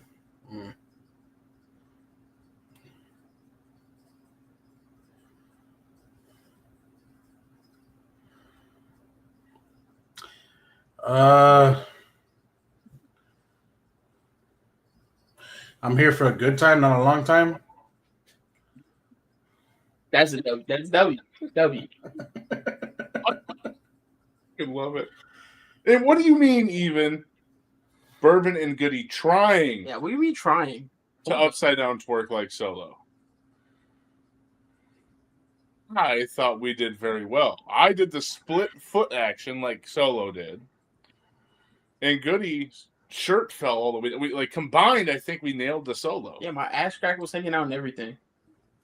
That is gold right there. That's what exactly. Trying is the key word. All right. Well, you know what? I feel like we need Solo's opinion on this. They put some effort in. That's all that matters. But can we get that pulled up? Us wall twerking. We need the professional Solo Sky's opinion on this. We do to see if it's quality enough. I would love to see this. And in the meantime, it's even over here just like fucking burning us. Trying is the key word. Right, that's what I'm saying. Like, come on, even. So, in the meantime, while we're pulling this up. Oh, all right. I'll take my flowers. You know what? If it's about the whole picture thing, I thought we were taking a picture. Well, I mean, to be fair, I have an unfair advantage over most people. the vertically challenged thing? The fat ass. Oh, you do have a fat ass. This guy's, you do know he's like 4'2", right? Goody? Yeah. Yeah, I remember one time you said that's your little spoon. Yeah, I'll be your little spoon too, Solo. No, I can't take Bourbon's little spoon like that. I can't do that. Thank you, good sir. Thank you. I'm not a house wrecker. I'm not a home wrecker. I think that's what it's called. You know how many people offered to be this motherfucker's big spoon? Every time he asks, it's like, you know what? Yeah, you just gained like 10 points in Bourbon's book. Yeah, you did, buddy. You want to be my little spoon now? Fuck it.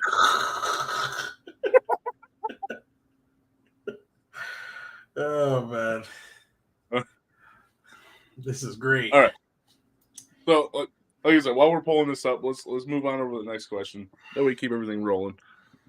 Keep the train underailed. Keep it underailed, baby. So what? Oh yeah, you go ahead.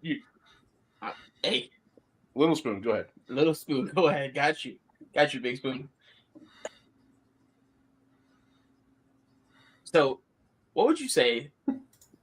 A game or moment that really pushed you to your absolute limit on stream. It had you just so fucking pissed off, heated, like you were like, man, fuck this. I'm in this stream. It was actually recently too. There's been Fortnite, but it was a long time ago. I just don't remember. But recently it was Path of Exile.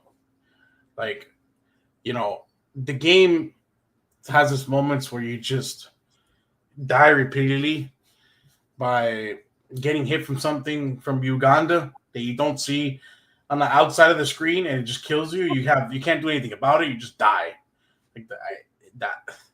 And it's just let's just say, you have an experience bar that goes from 0 to 100, and when you take so long to get to 85% and then lose the whole bar to 0, and you can't progress the game because you keep dying. Yeah, that's one of those moments where you grab a controller and just smash a TV with it or something. So, it was actually probably maybe a couple of weeks ago. I even told the person it was like 6, almost 7 hours into the stream. I normally go 8. I was like, yeah, I had to end. I had to get off the game because if I would continue playing the game, I would probably break something. I have this old 360 controller where I do like grab up from here on out, like from I'm distressed. Just want to twist it, just fucking break it. So it was over here vibing, and then all of a sudden PoE was like, Uganda forever. Do you need me to send you any of my old Xbox controllers so you can actually go ahead and twist them up? I'll probably put it on the desk and have a redeem to do it, to try to break the controller. I got every single one of my controllers since Like the new PS5 controller. It has thick strips now, so it's no good for me. I mean, All right, we're just gonna spend solo all these fucking controllers so you can put it up as a redeem. I really enjoyed my time with both companies, the 360, like the Xbox and PlayStation, but I wouldn't do that to a PlayStation controller. What? Wait, why? Why? Because he likes PlayStation more. Because I like PlayStation more. Let's fucking go. Fuck you, Bourbon. Sorry. But he won't be your, little spoon. So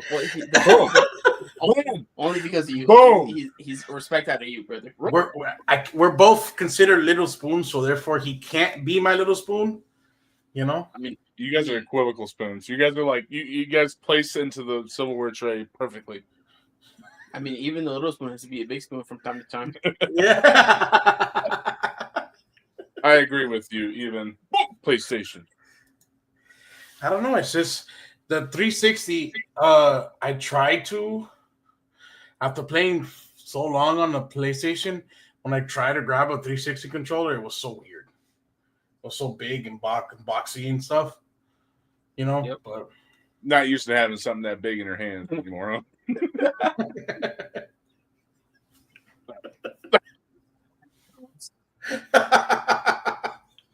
I got you. Yeah. I guess so. I'm not used to having. Oh shit! Sorry, my bad. Oh, I'm sorry. no, okay. You're good. You're perfect. Oh,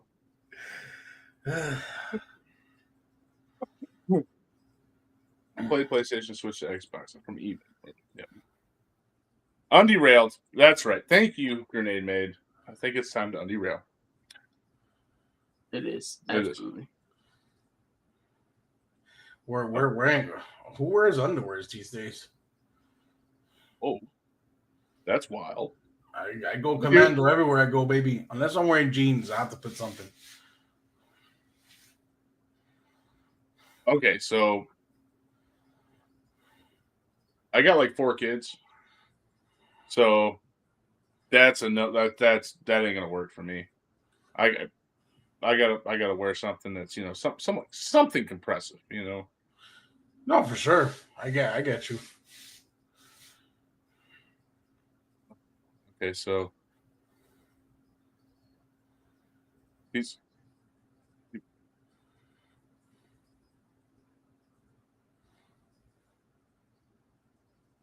There you go. Okay.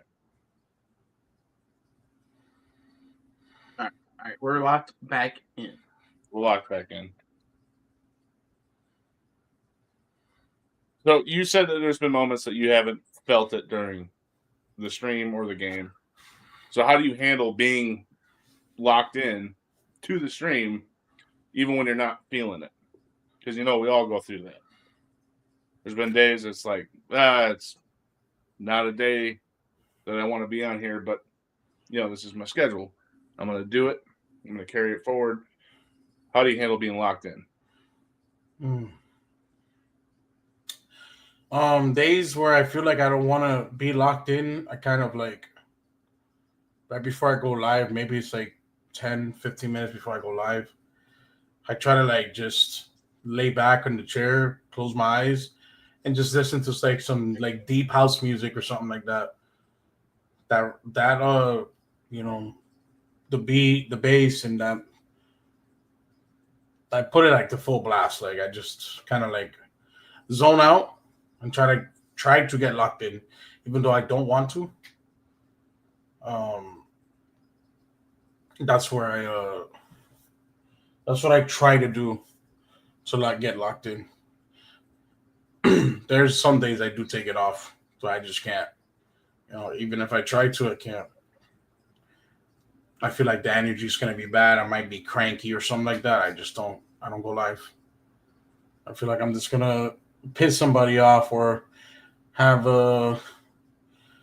say something that might not, be appropriate or, piss somebody off. I just rather not.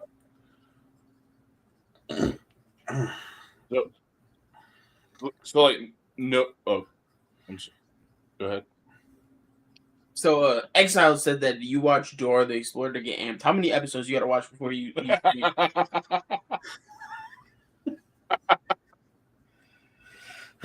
No swiping.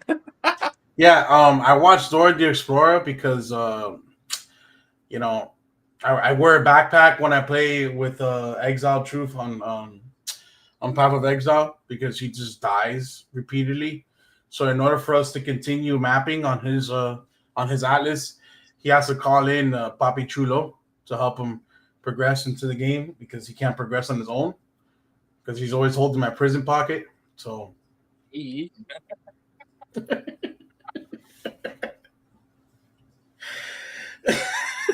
fuck. Oh man.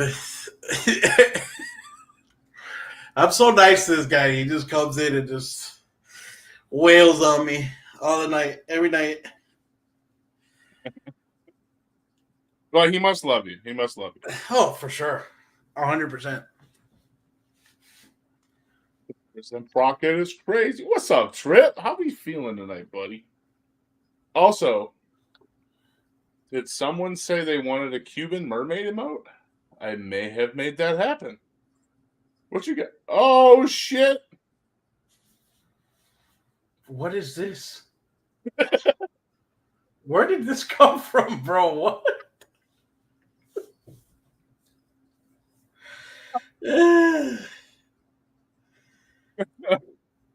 Where did this merman come from? That'd be fire. That was our producer for your exits. And how fast did he make that in the record time? Yep, that's fire. Nope. Well, I'm fast. There you go. Explains it all. Well, I'm gonna need that emo ASAP so I can upload it if it's not copyright or something. Trippy said I'm gonna blow that shit up and hang it on my wall. You're going to shit. I already did, Trip. It's already in my DMs. Hey, yo.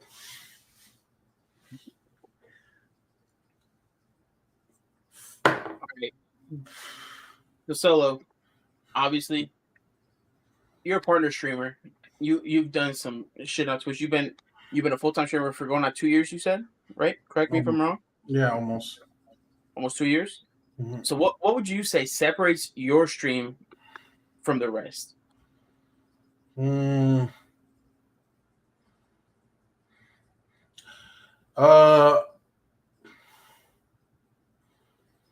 Probably, everybody has their own swagger, I guess, to their streams and stuff.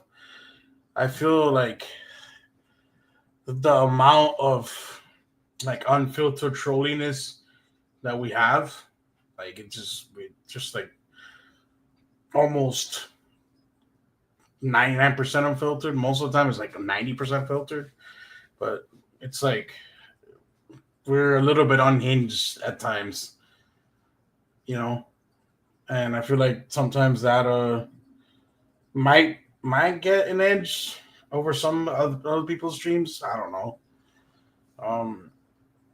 I just try to have fun, you know what I mean, with an extreme wide of sense of humorness or something like that. I don't know. Like I just gone with the flow, honestly. I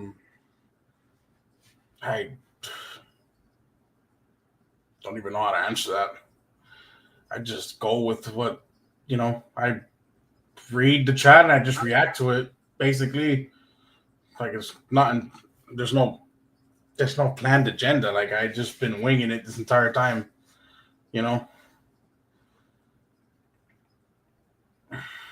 There's no doubt. Yeah. Okay. Exile. You're not no goddamn saint, bro. Stop it, dude. Exile, I believe you. I was in the same boat. I'll be honest. Solo completely changed my life. Yeah, made me into the savage I am today. And I told you I look up to the guy, so that's why I've been upside down walls working because Solo fucking did it. Yep, Solo did it. So now Bourbon did it.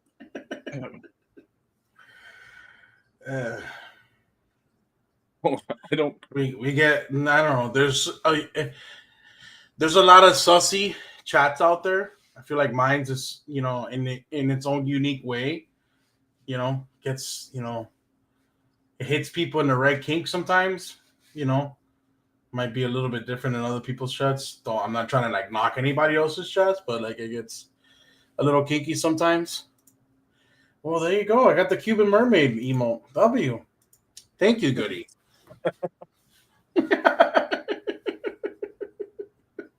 Look, we're on top of it. Don't even worry about it. We just go with the flow and embrace it, baby. That's all we do. Can't agree with even more than what she just said. Yeah, I love it when Poppy bakes his cake. Oh, she didn't say Poppy. I Just put Poppy. I was on front page, and I have to obviously take that. You said Pappy. Jeez, now you're- I have to take the redeem off, and when I was doing front page the other day, a lot of people, coming in and saying, "Oh, I gotta behave now," just like a bunch of crybabies and stuff, and I was like, "Well, it's just for one stream, Then we can come back to being unhinged and saucy once the promotion's done, because they're just so used to having fun, I feel like that's the dynamic right there. We just come in and just have a good time, and there's been points where even trolls come in and say some stuff like that, and I just I just keep on with the humor, Like, I think your name had actually nailed one the motto for you right there. The question I asked earlier. Embrace the hustle. Go with the flow. mm-hmm. Love that. Hustle and flow, baby. Huh. Well, you got some brownie points. You got some solo points right there, Grenade. Look, all I'm saying, proud new member right here. Yeah. Hey, man. Me too, even though after I accepted, I couldn't stream it. I'll be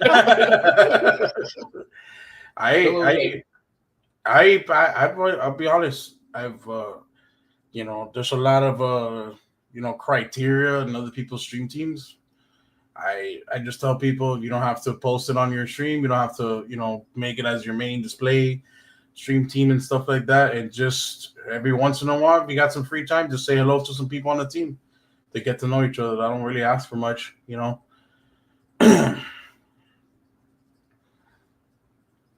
don't know how other people run their stream teams, but Well, hey, I appreciate you accepting us in. WMS. I got you. And then you also spoke about being on the front page. Tell everyone how your experience was being on the front page of Twitch. A little nerve wracking. It's a lot of people watching, so it's a little.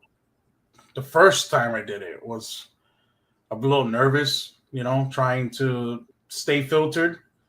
It's hard when you're not really filtered and you just curse a lot and just say some crazy shit.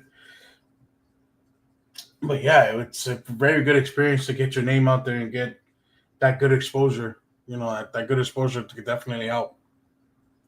Meet some people you probably wouldn't meet, So,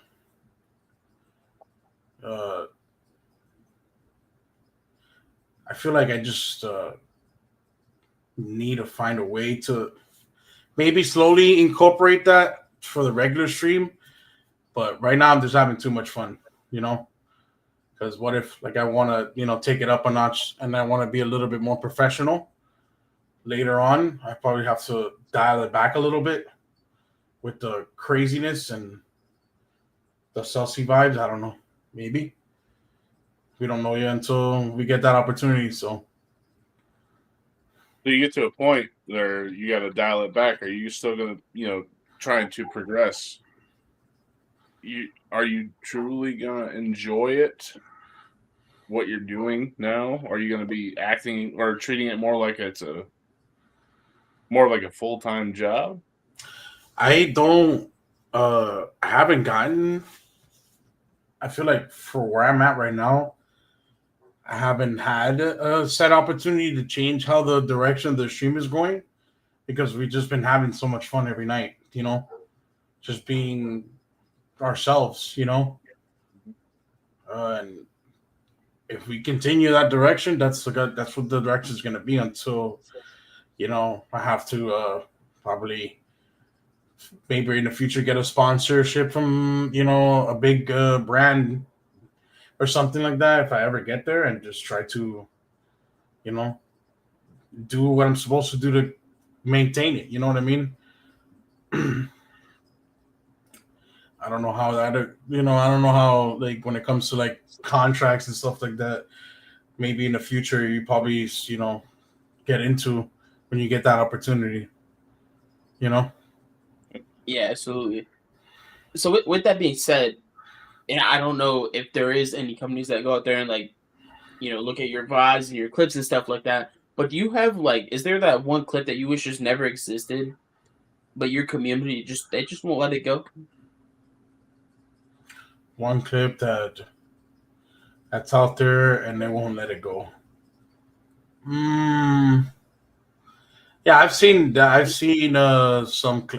one clip when I was actually arguing with one of my mods. Like sometimes I get shouted on, and I hear it and stuff, and it was to the point where I was getting kind of like jealous in a way, because that same mod was modded elsewhere, and it was kind of giving more attention to that other stream rather than this one. And that was like one of my founders. And I said, if you just want to mod elsewhere and, want to take your times over there, that's fine. I'll just drop you down to VIP. And for me, I felt like it was a kind of like a weird altercation in a way. And that was just really stupid of me. You know what I mean? Because I didn't really look at the facts. So there is a clip out there. It's when I was playing Fortnite. Yeah, and that's probably one clip I do. Probably most likely would eventually take down. Yeah, that's whoever clipped that though. That's like, I don't know. I feel like that's dirty. It's not cool. Yeah, I don't know who did, but so I would have to probably go through a bunch of clips to see where it's at. But yeah, it was just like, it's like how Bourbon was saying earlier. It's one of those days where, you're not feeling good, you're not having the good energy, and then this, that could affect how the stream is going. Any little slick comment or something like that might take it the wrong way, and then it goes down the path it shouldn't go. That was like one time I had, an altercation with that one mod. You know what I mean? And like, it hasn't been like that ever since. I just stopped worrying about it. Like if the mod is not being present or whatever, it's for reasons that's out of my control. You know what I mean? And that's it. I've accepted that. It's a lot of stuff when it comes to streaming that I did learn over the years. To stop worrying about the little stuff. Just enjoy and be happy with who's there, and just have a good time. Don't worry about all the little nicks and crannies. Yep.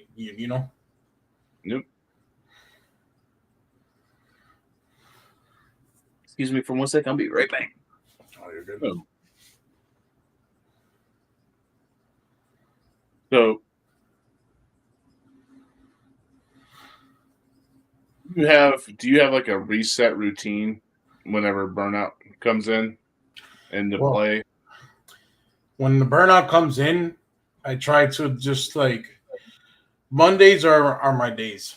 Mondays, it's the first day I get off after not streaming after 4 days. I try to either hang out and just VC and just play my game peacefully, or I just catch up on my anime or any TV shows that I was recommended. I try to catch up on that on my days off, and I literally sometimes sit there and just binge. I pull as many people as I can on my PC, and I'm not even on my PC. I'm just on my phone, in bed, just watching shit on my phone, literally. I don't know, I try to say hello like on my days off and stuff, but I need that. That's social reset, you know. Yeah. It gets a lot, you know. So you just take it one day at a time. You don't ever go more than just one day. I've done like 2 or 3 days. I've done like 3 days. I just don't even pop in and say hello to anybody. I just normally tab up people to try to show that, you know, support back. It's just, to be honest, Bourbon, it's slowly getting to me, man. Like, Yeah. being consistent for 2 years with a schedule that I put up, it's slowly starting to get to me, man. I probably need like a little mini vacation or something soon, just to like socially decompress all this, you know, bad juju, if you will. Yep. So you said you recently went through a little bit of a schedule change. You changed up your schedule just a little bit. Is that what you were saying when we first popped on? Yeah, because I was trying to be a little bit active with the current guild that I'm playing World of Warcraft with, and they do these little friendly raids. So I normally go live at 11 o'clock, but on Fridays and Saturdays, I'm trying to go live at 9, you know, because there was like this one time when I went live at 11 o'clock, I was like knee deep into a boss fight, and I start my stream on, bro. People are just trying to talk to me, and I'm like not focused on the chat, ignoring chat and stuff like that, and I kind of felt bad, you know. A lot of people were excited to see me, and I'm just, you know, not reading their chat, bro. You know, I kind of feel like a dick. So I was like, if I'm gonna do it on Friday and Saturday, I might, you know, change my time a little bit back. That way I could just talk to the chat and have enough time to, you know, get the chatting a lot going before I, you know, dive into the games. You know? Because there's the benefit of being able to be a popular streamer that's consistent to a schedule. You do hop on to a certain time. Everybody comes in, does their hellos. We have a good time, kind of that party at the beginning, right? Mm-hmm. And then you can kind of move into the game, and then the chat does slow down to a point to where you can actually be progressive in a video game. Yeah, and then that right there, it's a luxury on its own. Right? I don't tell that to anybody, you know.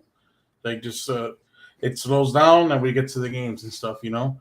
I normally sit in a VC or in a Discord call with people, and you know, I undeafen, and that's when we start, like, you know, starting to interact with the people that we're currently playing the game with, you know.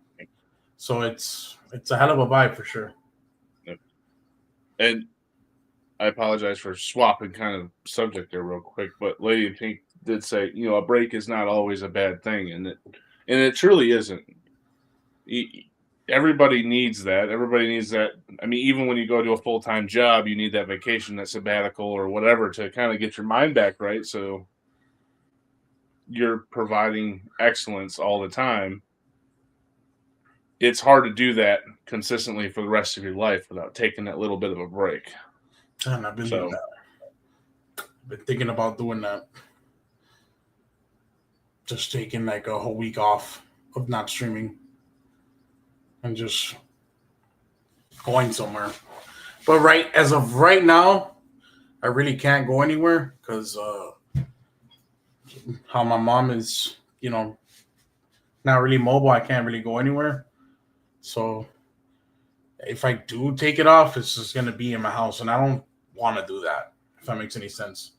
If I want an actual vacation, I want to go somewhere, you know, be able to go somewhere and just have, you know, a social disconnect from the internet for a little bit, you know.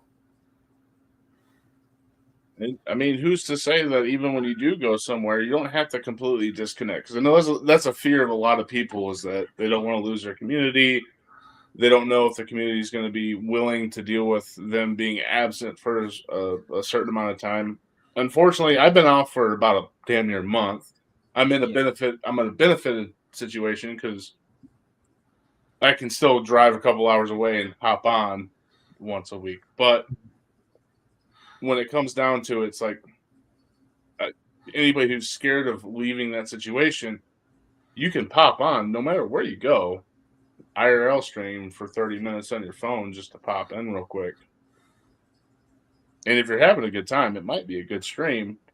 And you can do that a couple times throughout that vacation. You wouldn't have to worry about the complete disabandonment. I don't know if that's a fear that you have or not, but I've heard that from other people saying that I want to take a break, but I can't because people who do usually suffer. I also feel like if you give everyone the proper like, hey, I'm gonna take a week off. I just need to, I need to take some me time. I'm gonna go on vacation, do whatever, blah blah blah. Like I feel like most people understand that. Oh yeah.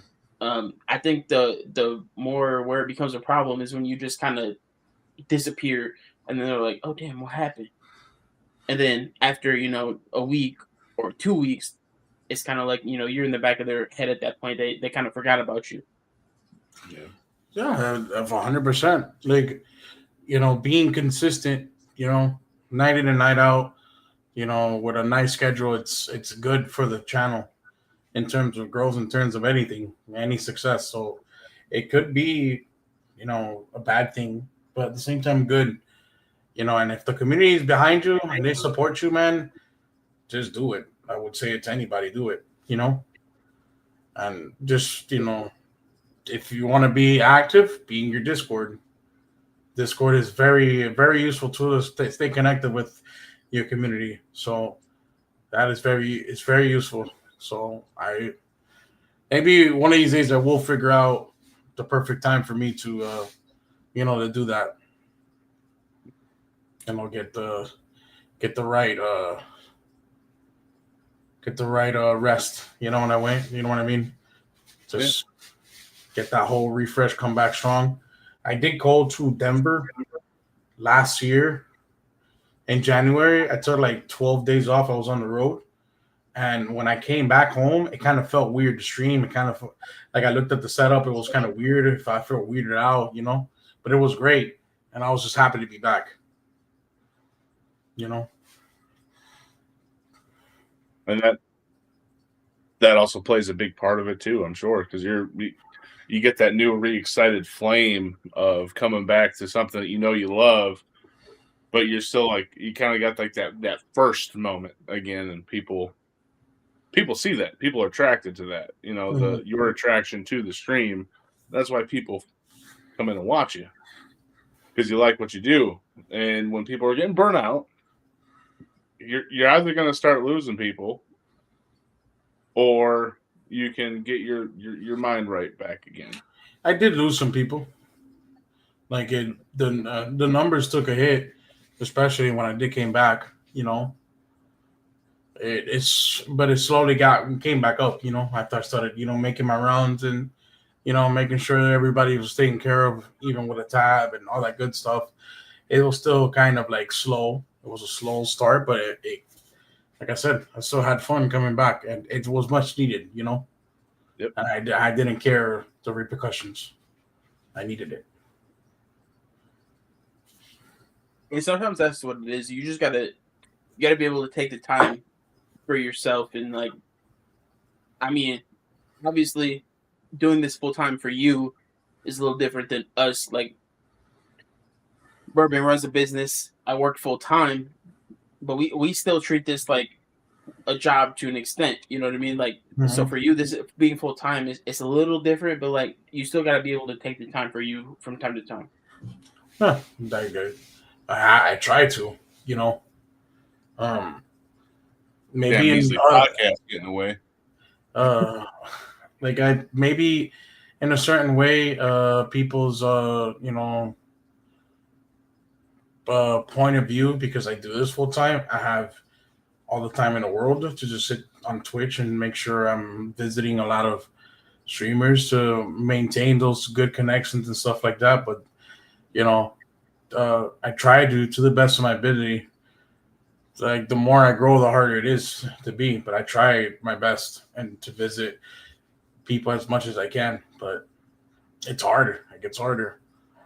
Yeah. But I rather go and give somebody a good quality time rather than just say, "Hey, how are you?" and just leave it at that. You know what I'm saying? I I'd agree. rather sit there and give somebody good quality time in their stream and make an impact when I do visit them, rather than just probably go in there and just post an emote. Oh, just so that you know I'm here. No, I'd rather not post an emote. If I have time to sit there and actually have a conversation with you and enjoy your stream, your content, I think people will appreciate that more than just me posting a fucking emo in your chat. You know what I mean? Like, that's just how I see it.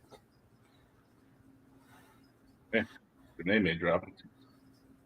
Someone out there says IRL before URL. I think that is applicable for all of us. And the ones who are there for you through both, those are the ones we keep with us. Like I talk about some of you like family, which I recommend people to watch. Well, Grenade Bait, I hope that Bourbon and I are a part of that. We are super, super grateful for you coming through, spending time with us, gaming with us from time to time, and just chopping it up. And I know so many other streamers are as well. I agree, Berkey. Yeah, and Berkey coming out with some good knowledge too here. Regardless, you always got to look out for yourself. Otherwise, if you ignore your own health, everything else eventually starts to take a hard hit. In the end, we are only human. We all have fucking limits. I'm sorry. I dropped in the F-bomb, but I'm sure, but it deserved it. Nah, absolutely, brother. We do have our limits as human beings.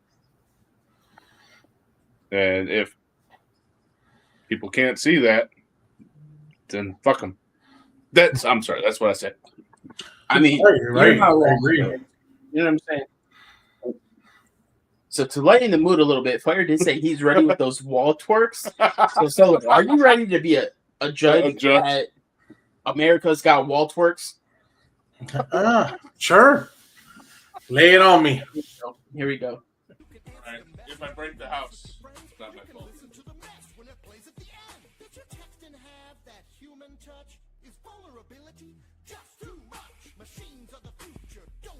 Hey.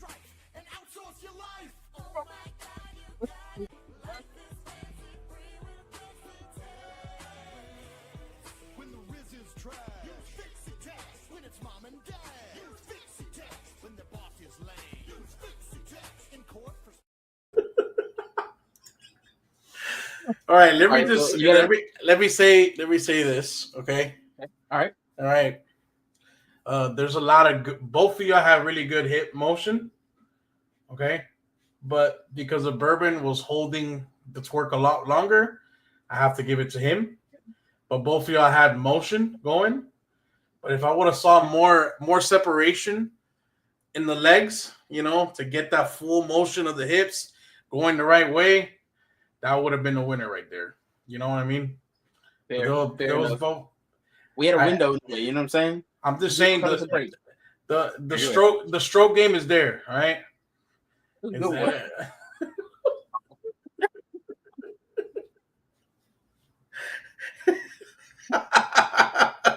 Baby. So like out of 10. Solo approved, baby. Look, out of 10, what would you score it? I would give Bourbon an 8 and you a 7. If you would have held it at least 2 seconds more, Goody, you would have been fine. But that was the first. Probably the first time you did it, right? That was the first time. That was the second time. All right, second time. Okay. That was my second take.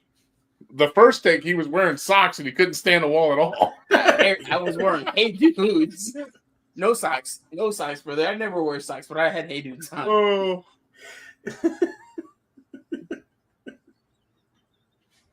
Yeah, you're trying to wear socks on the wall like that, you're just gonna spin off. You need some sort of grip, Yeah. I don't know if you see my pinky toe and my big toe was like that. Like I need to grab onto that damn wall. Let me hold up. We're gonna we need a redo. We need a redo. No, I'm not wall twerking, man. I drive 2 hours to come out here and wall twerk. Fire, check your messages, brother. No, okay, so don't even. That was a picture. We were setting up for a damn picture. I full sent it though. Oh no, I gotta say, he's trying to redeem his 8. look. So all right, so ignore Bourbon's because, like he said, he was setting up for a picture. But I just want you to rejudge mine. All right, is that fair? Yeah. That's fine. That's Okay. fine. I got you. All right, perfect. We got to skip Fire like 2 minutes. 2 minutes. Okay. While we wait on that,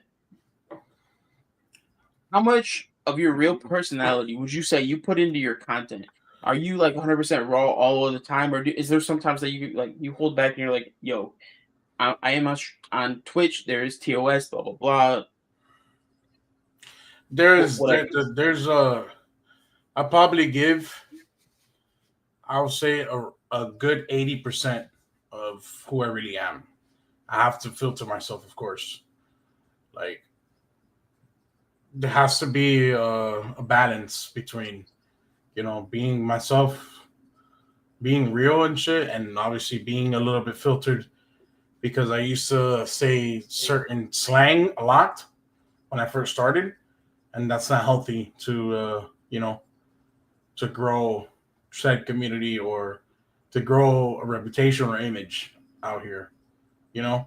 So I had to be filtered just a little bit, nothing too crazy. I still have some, craziness, but it's like, not as much as I normally am. And like when I'm in VCs and I'm just hanging out in Discord, I'll be saying some like out of pocket shit just because it's just funny. We're just having fun playing games, ain't nobody watching us and stuff, and we just be saying some out of pocket stuff just to have a good time, But yeah, I have try to give it all, but I have to, find a way to be filtered a little bit. Fair enough. I think he said he's ready. So if you're ready to judge, judge my second performance, or I guess technically third because my first one wasn't in here. All right. That's fine. Go ahead. But run it. All right, perfect. This is the weirdest fucking show I've ever been on.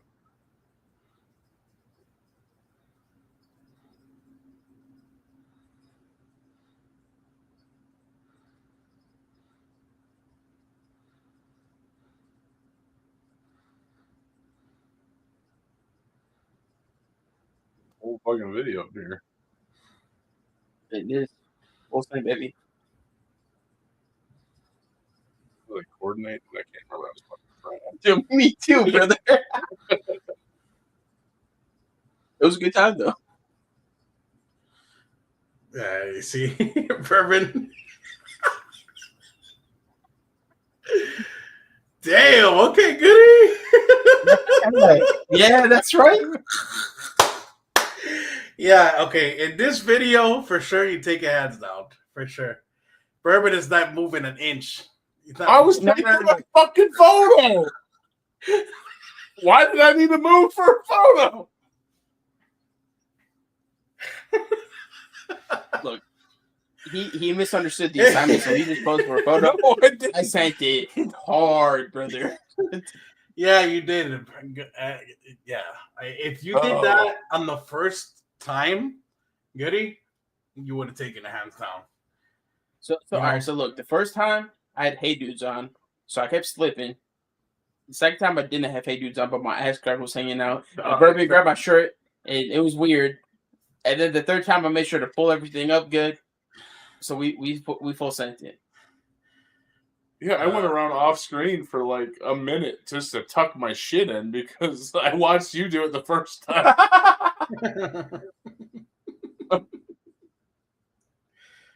Oh god. Okay, it was a picture. Okay, I'm done. Fat bottom goodies. You're gonna make me want to fucking redo it right now, but no, I'm not. Look, brother, right against the air match. No, I don't want to break your wall. I was worried about breaking half of that wall the other time. I know. Can we do something? Can we do something for Exile? He has a question. Ask you, Joker. Oh, I don't know what's going on with Rude Joker. I'll be honest. I think we used up all our free credits, so you got to do like the biddy version, I believe. So if you don't want to do that, ask us. We'll answer it. We got you. I don't think we can give the quite the. I got this. Okay. That's just off type shit. You know what I'm saying? Break through that wall, Kool-Aid Man style. Oh yeah. Problem is, we're going to be going to the neighbors. Look, we're at my house. That would be a weird insurance claim. I'm just being flat out serious. I don't want to have insurance. I don't. How am I supposed to have insurance, brother? Where's the biddies version? So I think if you go to, like, if you scroll down, I don't know if you're on your phone or PC. If you're on your PC, scroll down, and there's like the Tangia thing. If not, if you're on your phone, I think you gotta click on it, and then you just look up Rude Joker. I'm actually trying to do it now. Didn't realize it was still on there. Make a call real quick. All good. Mm. Do your thing, brother. Ask your Joker. Ooh, Fire said, ask a question. He'll answer with a song. Okay. I'm on PC and I can't see it. So even look, allegedly, I can't get insurance on this house. And I'm not gonna say why, because that's why. So yeah, like you can't find it. I can't find it either. Let me see. Man, really. I was gonna look at mine. He's on his PC though. Oh, he's on his PC and you can't find it? It says it's not there. Did I remove it? I don't think I did. I did. Well, straight. Okay. All right. So fire off for that if you wanna ask the question. Miranda, I'll tell you later why I can't have insurance. Fire will make it into a song for you. Yep, we got this. We'll make that up and then we'll actually take that off afterwards. So that's done. Yeah. We'll clean up. We need to go through channel points anyways. It's been a minute. Yeah.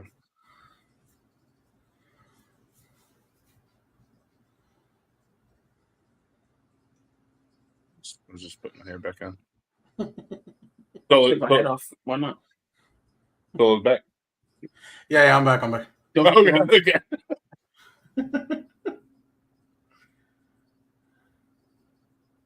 Do you think while we're working on it, I don't know what Exile's doing right now, if he's gonna be typing in the question totally or not. Gonna move on while we're waiting for that. Do you think Twitch as a platform respects creators like it should?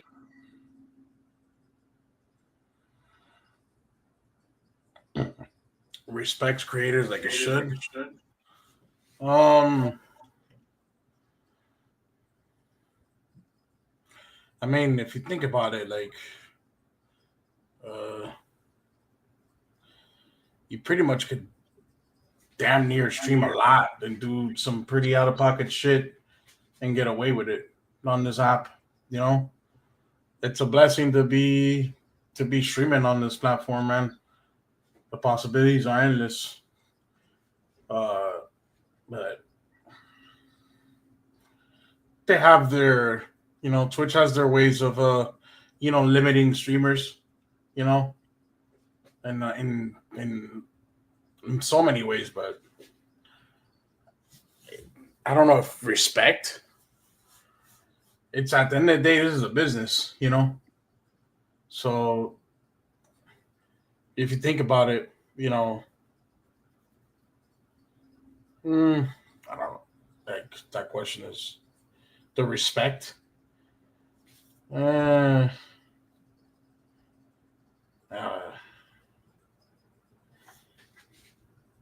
I would say just be grateful that Twitch is allowing you to stream, man. For me, it's been a blessing for me.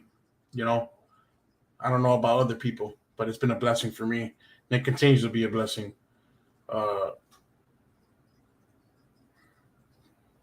I've done some shit on stream that I probably could have potentially. So I could have probably been potentially canceled and said some shit if I've been reported for doing some outlandish shit, especially when I've been drinking. So, and I'm still here to this day. I mean,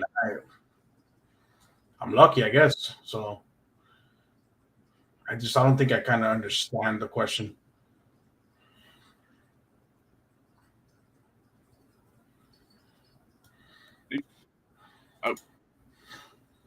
I guess respect.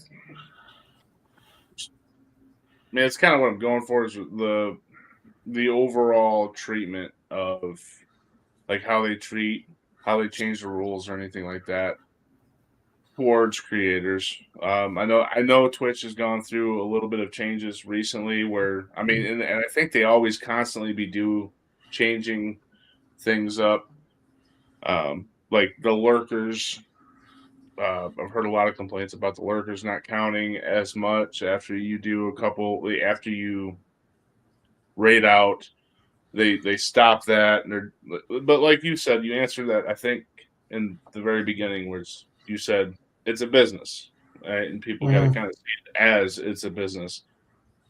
But they do seem to be making it a little bit more difficult for streamers to get the. Well, let's just face it, numbers as easy as it was beforehand. And I think it may have even tightened their purse strings a little bit beforehand. You know, by purse strings, I mean like the viewer count, you know. The viewer count's always been chalked. When I started to learn about, you know, all that like numbers and lurkers and all that stuff, the viewer count's never accurate, you know.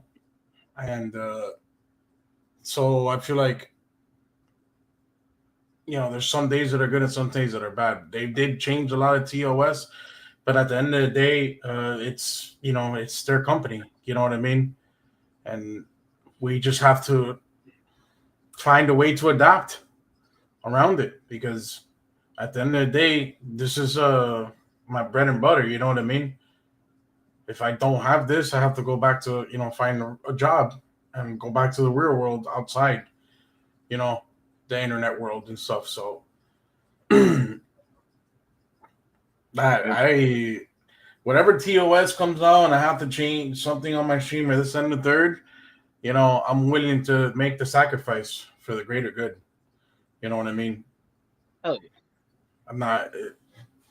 That's just how it is. If they're gonna, I try not to listen to like politics and stuff like that when it comes to like how people disagree with what Twitch is doing, this and that, and I try not to listen to none of that, because like as far as I'm concerned, it's not affecting me. You know,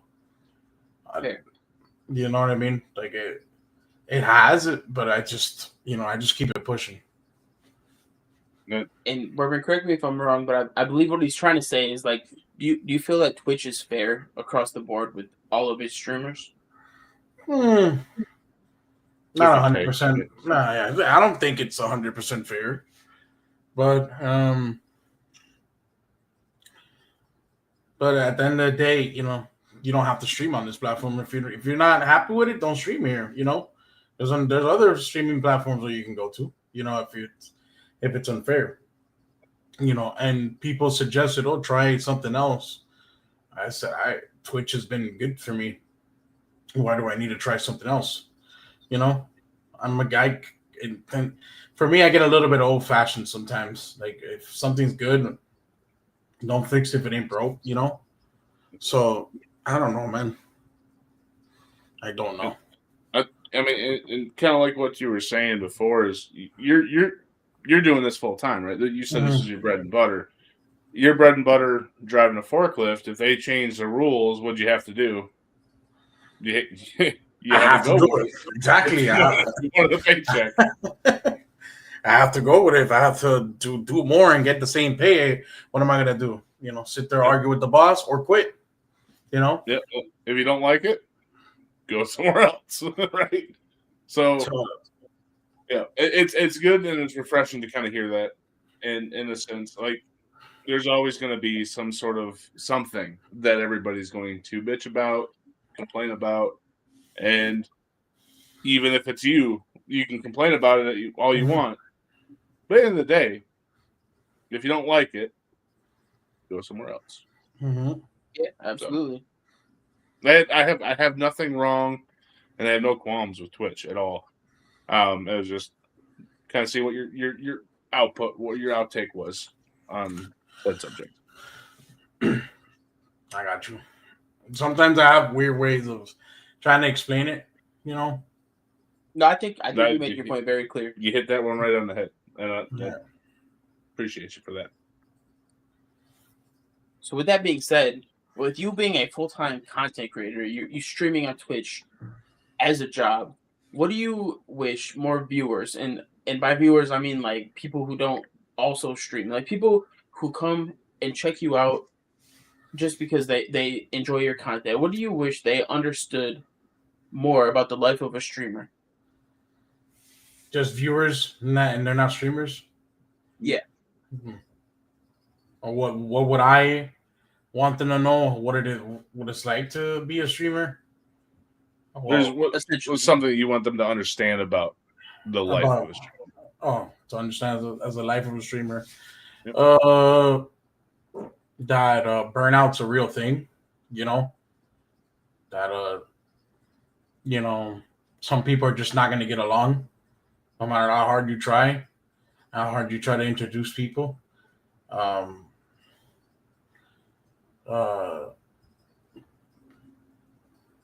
There's a lot of drama when it comes to being a streamer as well. It's just that should just a never-ending cycle. Fuck. It's like high school all over again, isn't it? Yeah, bro. It's like, yeah. What's up, Demon? What's going on, Double? There's a lot of BS that comes with, you know, being a streamer. I feel like, but there's also a lot of good with being a streamer too, you know. But that's the bread and butter right there. You know what I mean? To find viewers that just want to watch you and your content and then they don't stream. You know, that's for me, that's the end goal right there. You know, do I want to go and support my friends that stream? Of course. Do I want to be in there streaming and hang out? Of course. But if that's going to be the end game for me for the rest of my days on Twitch, no. No, it's not. That's like you said, that's end goal. Mm-hmm. To have a whole community that could come in that doesn't stream, that's not there basically repaying the favor, right? Mm-hmm. That's big game right there. But at the same time, it's like, what could you imagine not going around and hanging out with all of your favorite streamers day to day? Yeah. Of course. Like, when I first started streaming, I didn't know what the fuck it was to network. I didn't know what that was. I was supposed to go to people's streams to them to come back to mine. You know, I didn't know what follow was. I didn't know none of that shit, you know. I would just go to people's streams because I like being there, just to talk my shit, get a little kick out of it and laugh, you know. But then, you know, it felt good when they came to yours, you know what I mean, to hang out on your stuff. There's a lot of people on Twitch to this day that don't even do that. You know what I'm saying? They just stream and they don't go anywhere. They don't follow nobody. You know, they don't go to nobody's chat. They don't tap people up. You know, there's a lot of people out there that don't do that stuff. You know, I feel like the communities that we're a part of, that is a gold mine right there in the sense of, you know, support. But there's other communities out there, millions of other communities that don't do that type of stuff, bro. You know, they won't even go to your stream. They'll drop your follow and they'll never go to your stream ever. So that's just the reality, man. It's cold, but that's just the reality, bro. I think that's what everything was founded upon. Mhm. It was just the people were supposed to go to you if they liked you, by chance. But the simple fact that it is that there's a lot of streams that I popped into to support that if I was doing it normally, the first 5 minutes I would have swiped. But after a little while, I get to learn a lot about people, and I think that's one of the big things for me is I'd much rather watch the people and hang out with the people, regardless of what game they're playing. Mhm. It's the people thing for me. I've watched a lot more Dead by Daylight than I care to admit, but there's been a lot of people that I like to watch that was playing that game. I absolutely abhor that game. I can't stand it. But the people who was playing it was really cool, and I would never have met them if it wasn't for one of those communities. I agree, 100%. Like I don't get me wrong, I've loved the fact that I was able to go to people's streams and they come out, hang out in mine. People will come in, tab me up. I would tab them up. All that good stuff. It's good. I'm not saying it's bad. I'm not knocking anybody that does that. You got to get your grind, get to it. You get what you pay. You get what you put in. That's what I feel like, and I see nothing wrong with it. But for me, that's been doing this for 2 years. First thing I do when I wake up before I even brush my teeth in the morning is I get my phone and I pull up somebody's stream, and I go in and I say hello. Before I even use the bathroom, before I even get out of bed. You know what I mean? And I do that because I'm just accustomed to it, and I enjoy going to people's streams. Do I want to continue doing that for the rest of my days on Twitch? No.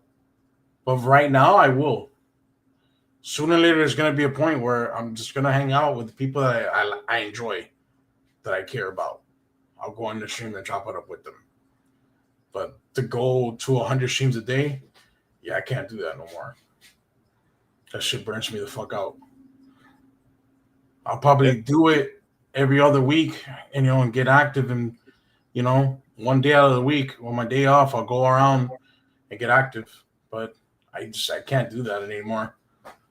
To doing the whole partner push, being in 100 streams, leaving my PC running 24/7, just to be in people's streams and show them that support and love, that shit burnt me out. Yeah, I can see how that would. Absolutely. And there's no love lost to. I mean, at least from this side of the argument, there's no love lost once you reach to a certain point, there's an understanding. It's kind of like, and I'm going to roll back to the forklift job just because I can kind of equate to that. I worked in warehouse a lot. There's a lot of shit you got to put up with for a few years, 5 years sometimes, until you can have that easier ride. You get that cake job, is what we called it, the cake job. Once you get to that point, you have earned it. You have done your due diligence. Because you can't just keep doing it the rest of your life. You're going to kill yourself. Or you're going to burn yourself out more than you need to. So I completely understand that. Like, I'm going to give you a perfect example. Like, there was this one chatter that came in, and he was playing Path of Exile. And he's like, oh, I just finished streaming this and that. I said, I hope you enjoyed your stream. I just met you, dropped me a follow, so you're pretty much selling me your stream as well. And I said, I don't do the follow for follow, but if you make a commitment, I see you a couple of times in stream and you're very chatty, I'll drop you a follow. And he's like, say less. He came an awesome chatter, just yapping. And that's fucking great. You know what I mean? Like, it feels like you're enjoying the content. You want to be here. You know what I'm saying? So in terms of people that show me that love and support, anybody that goes above and beyond and sits there and just chats away, I try to make those people a priority if I see them live, and try to go in there and give them that good quality time, you know. But it's like you said, that due diligence. You know, I busted my ass for the last 2 years, going around and supporting and visiting and rating people and doing all that. You know what I'm saying? Like, there has to be a moment where I take a step back. You know what I'm saying? And at the end of the day, yes, I'm a partner streamer. If people are gonna come to my stream, I want be there because you want to be there, because you enjoy the content, not because you just want me to go and tap you up. You know what I'm saying? Don't get me wrong, I will do that. I don't have a problem with that. You know what I'm saying? If I see your stream, if I could tap you up, I will. You know, if I'm awake, I'm home, I got you. That doesn't bother me. But just be there with the right intentions, not just, you know, just so I could tap you up. Yeah. Yeah. Like, am I in the community to support people? Of course. But be there because you want to be. Don't give me bullshit. You know what I'm saying? Just be there because you want to be. Because you either like the channel, you like anything that has to do with what I have to offer, then yes, be there, you know, for me and the community. You know, don't just be there for BS. You know what I mean? That's all I ask. It's not that hard. And I say it from time to time. I do during the stream. Yep. So, with all that being said, how important do you think networking and supporting other streamers are to a Twitch streamer, regardless of level? If you're just starting off, I'll fucking be everywhere. If I have nothing, I have no followers, I'm everywhere. Being the most active chatter, busting my ass, doing the due diligence, breaking my fucking back, no sleep, chugging fucking caffeine, busting my ass, going through all these tabs, making my presence known. You know what I'm saying? Yep. That's what I would do. Because I did it. And I did it already. And I wouldn't change the way I did it. I would do the same thing.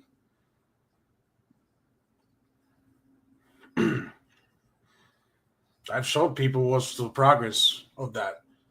Going from 10, 15, 20, 30 in increments of 5 or 10 every month, slowly. And sometimes there's months that it's the same. You know, it's like, well, what can I do to break out of this? All right, I got to get out there. It's that simple, you know? So I tell anybody, hey, you ready to put in the work? Because this work ain't easy. You're going to move that keyboard, it's just going to catch fire.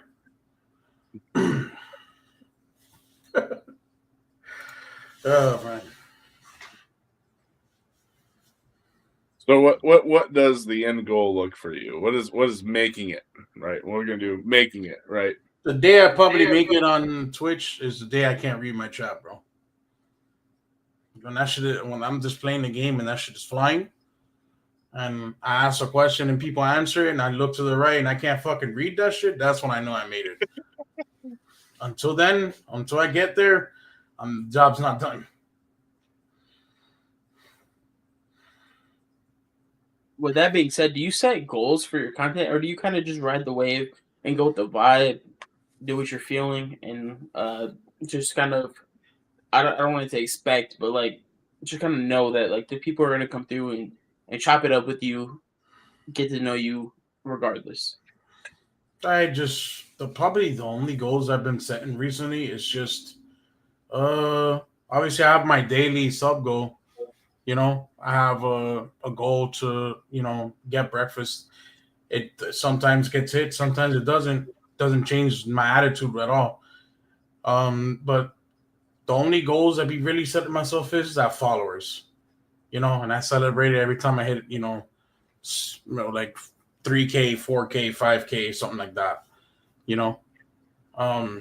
In terms of goals, I do a subathon once a year. It's on my birthday. You know, around my birthday is when I do it. And that's pretty much what I do. I just go with the flow, man. Turn the stream on and have a good time. I feel like that's the most genuine way to go about it, to be honest. If you set goals and then you focus on those goals too much, I feel like a lot of people tend to be fake doing that. If you just go with the flow, you're more likely to be yourself. Go with Like the for hustling. like someone asked me one time on stream, they're like, "Oh, why does you hit your sub goal? Why don't you change the other sub goal?" I said, "Why am I going to change the 100 out of 15? That ratio looks a lot better than just constantly changing it. Why am I going to keep going and changing my goal every time I hit it? No, I'm going to just hit the goal and that's it. The goal's hit. I'd rather have a large number on this side that's actually hit than the low one here, if that makes any sense to y'all." Yeah, absolutely. I've had, like, for instance, like the other day, I had like 70 out of 15. My goal was 15. I had 70 that stream. That's a huge fucking, gain. Why would I want to? All right, I hit fucking, 70. Let me go put an 80 fucking goal. Let me delete the 15 and put 80 and see if I can. No, bro, that's it. I got 70. If it goes higher or it doesn't, it's, the goal was met. I got every time I hit 5 subs, whether it's a prime or anything, I eat a little bean booze that fucking sucks ass. It tastes like shit. But, that's it. Been there, done that, brother. Did you just see what happened? What happened? Trash Panda 2205 with the With the let's go. Prove yourself and ride, make them remember you. Push through hell and ride, I will remember you. Ride. Welcome in, Trash Panda. Trash Panda, let's Let's go, buddy. go. How was your stream? Good to see you. Here. I am doing very well. Goodies. Fucking tastic. And Solo, how's the night treating you? It's been great. I've had a good time here, man. Thank you for having me. Seriously. Thank you for coming on. We fucking greatly appreciate you. Yes, sir. I've had a good time. Really good time. I do have to get going here. I have to get set up here in like 10 minutes. But like I said, if y'all want, to ever have me again on the 44 Pedalo podcast, I would be happy to join. I had a really good time We here. appreciate that. We would love to have you. Absolutely. 500 biddies to see Solo Walt work. That's what Exile said. Nope. I don't know. I could you're pull a close. hamstring, and that could pull a hamstring, man. I don't know if I want to do that right now. All right, so look, you're getting ready to stream, right? So look, 200 biddies to us, 300 to you. he just dropped 500 biddies. Well, Get shit. it done. All right. Well, shit. He just. How about Solo 6.9 does it? Solo 6.9. Yeah, that's Hey, there we go. Oh, there you Go go. for it. There you go, Exile. I got you. Goody got you, baby. Let's go. Let's go. Exile with the 500 biddies. Appreciate that. boy. Much love, brother. Appreciate those biddies. Drop them out, but let me see them biddies. Gonna take a long look at those Tego biddies. Throwing a lot, but throwing about 50. Come on, let me gander it in biddies. Hey, This has been a complete gas of a night, though. it has absolutely. No, seriously, thank you. I had a wonderful time. So since we're running short on time, this is the time that we're gonna let you guys know that if you guys have questions to ask, get them out there. So we got like 1 or 2 more questions on our end, Mm-hmm. and then anything chat comes up with, we'll try to get through that. But we're gonna try to get you out of here on time. Actually, your name had actually asked a question not too long ago we were going to get to. So if you want to scroll up, we can actually start off with that one first. Boom, that one. Does the pace... You just did something. You moved it. There we go. Does the pace you grow ever scare you?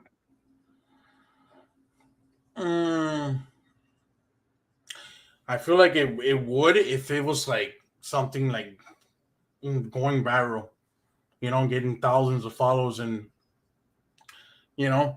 over a period of a month or something like that, and it just, you know,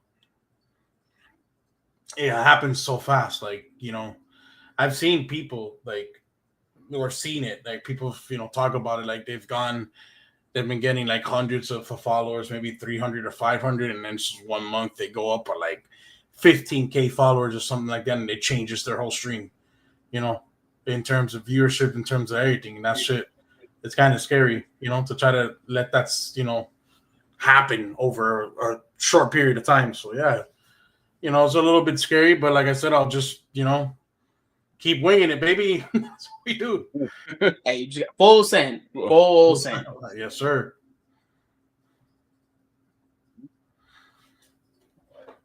All right, so while we wait on some questions,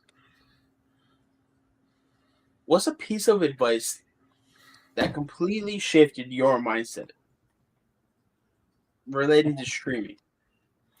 Related to streaming, a piece of advice that switched it that and related to streaming. Yep. A piece of advice. A piece of advice that I've been told from a good friend of mine was just stop worrying about the negativity, the bullshit, the little, like I said, like nicks and crannies. You know, you're on Twitch. You're on Twitch to have fun. If you're doing this with bad intentions, they will get exposed sooner or later. You know what I mean? Like, just have fun with it.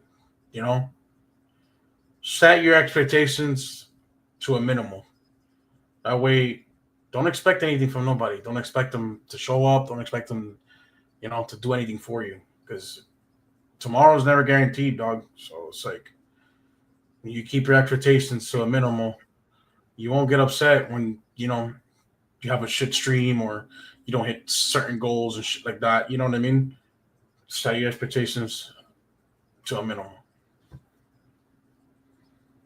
With that being said,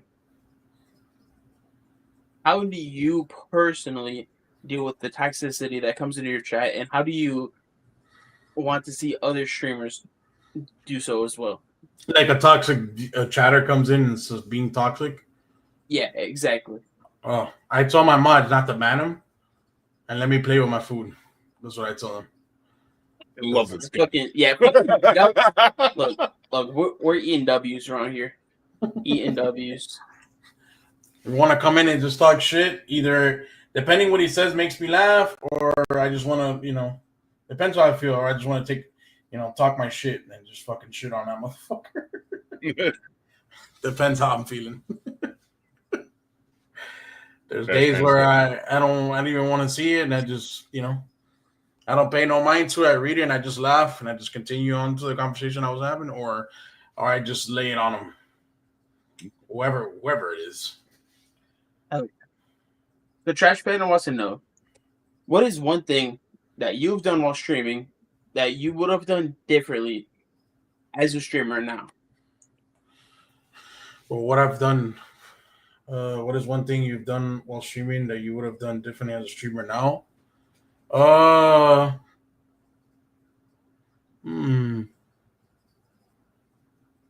Differently I do as a streamer now. Oh, I know a perfect answer to this. Like I say, it's say Switzerland. And what I mean by Switzerland, I mean, if someone has a problem with somebody, that has nothing to do with you. All right? Stay Switzerland. Like, then don't let anybody tell you what you need to do in your chat, who you need to ban, who you need to unfollow. That has nothing to do with you. You know what I mean? Don't get involved in other people's bullshit and drama and mess. That's what I would do. Yeah. Because I used to do that, get involved. You know? Grand advice. And that shit would fucking bite me in the ass. So that's what I would bite you or bang you? Bend you and like fold me like origami. Yeah. Oh shit. Not the origami. Oh no. All right. So second to last question. Grenade Mate says, "Why are you so sexy?" Maybe because I have good genetics. I was, I'll say so. maybe I have good genetics. I don't know.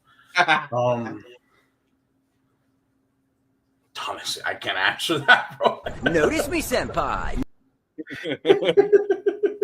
Your name-mate's happy with that answer. She said, okay. All right. Would you like to ask the final question of the night? I think I know the answer, but let's clarify. Who do you want to send this wonderful community to? Let's see. Are we gonna continue chopping it up with you on your own stream, or do you want to send it to someone else? Send it to someone else that's pushing. Oh shit! Okay. I heard recently that Medusa was pushing, and she's been fantastic. She's always been showing me love. So I feel like if y'all show her some love, it'd be greatly appreciated. She told me she was pushing for partner. She was getting her average up, so that's what I would go. Love you, mans.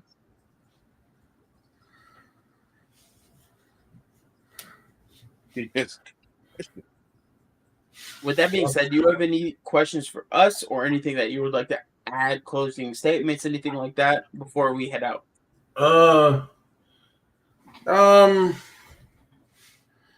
Like I said, do this shit for the right intentions. Have fun, enjoy the journey. Don't try to rush it, and embrace it, baby. Embrace the love handles. You know what I'm saying? Embrace the nips. Let's go.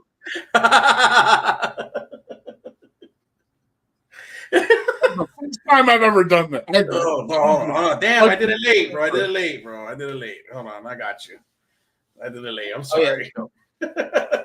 Oh, that just made me cream.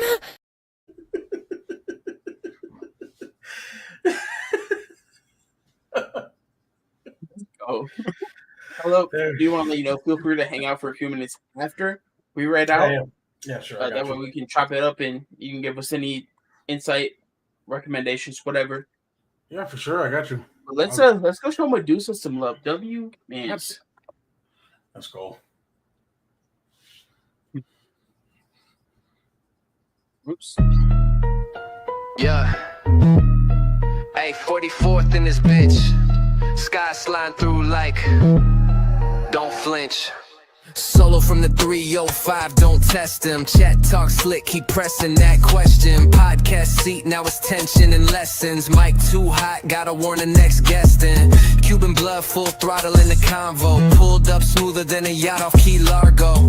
No cap, he ain't here for a barcode. He talking raw life, not a Twitch bio. He's seen both sides, the hustle and the setback. Now he in your ears like where to respect that. Talking that grind of pain, the wreck path. With a laugh that says I've been there, check that. Sky on the mic, whole room go hush. 808s thump like the baseline crush. Say what he want, don't flinch, don't blush. He ain't fake for the stream, he don't play for the rush. From the day blocks to Twitch slots, now it's full talk. Raw drops, real thoughts. This ain't a vibe, it's a pressure pot. Welcome to the pod, let the real ones talk. He ain't sugarcoating shit for a view count. He talks struggle, hustle, pain, that true route. Big tone, no script when the truth's out. And if you fold live, that's a huge route. Don't talk hype if you ain't got heart. He built his name brick for brick, part for part. Not here for the clout or the sweetheart charts. He here for the scars and the deep cut art. No gimmicks, no soft talk, just rage. Mike bleed tales from a digital cage. He been broke, been lost, been off stage. Now we back with a voice in the room pace.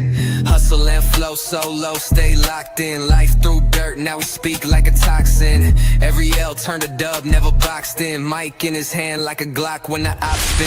This that real work, not a highlight show. This the cuts and the scars that the real ones know. He ain't flossing with chains, he be flexing the glow. Built from pain, now we aim with that hustle and flow. Sky on the mic, whole room go hush. 808 stump like the baseline crush. Say what he want, don't flinch, don't blush. He ain't fake for the stream, he don't play for the rush. From the day blocks to Twitch slots, now it's full talk. Raw drops, real thoughts. This ain't a vibe, it's a pressure pot. Welcome to the pod, let the real ones talk. So next time you hear solo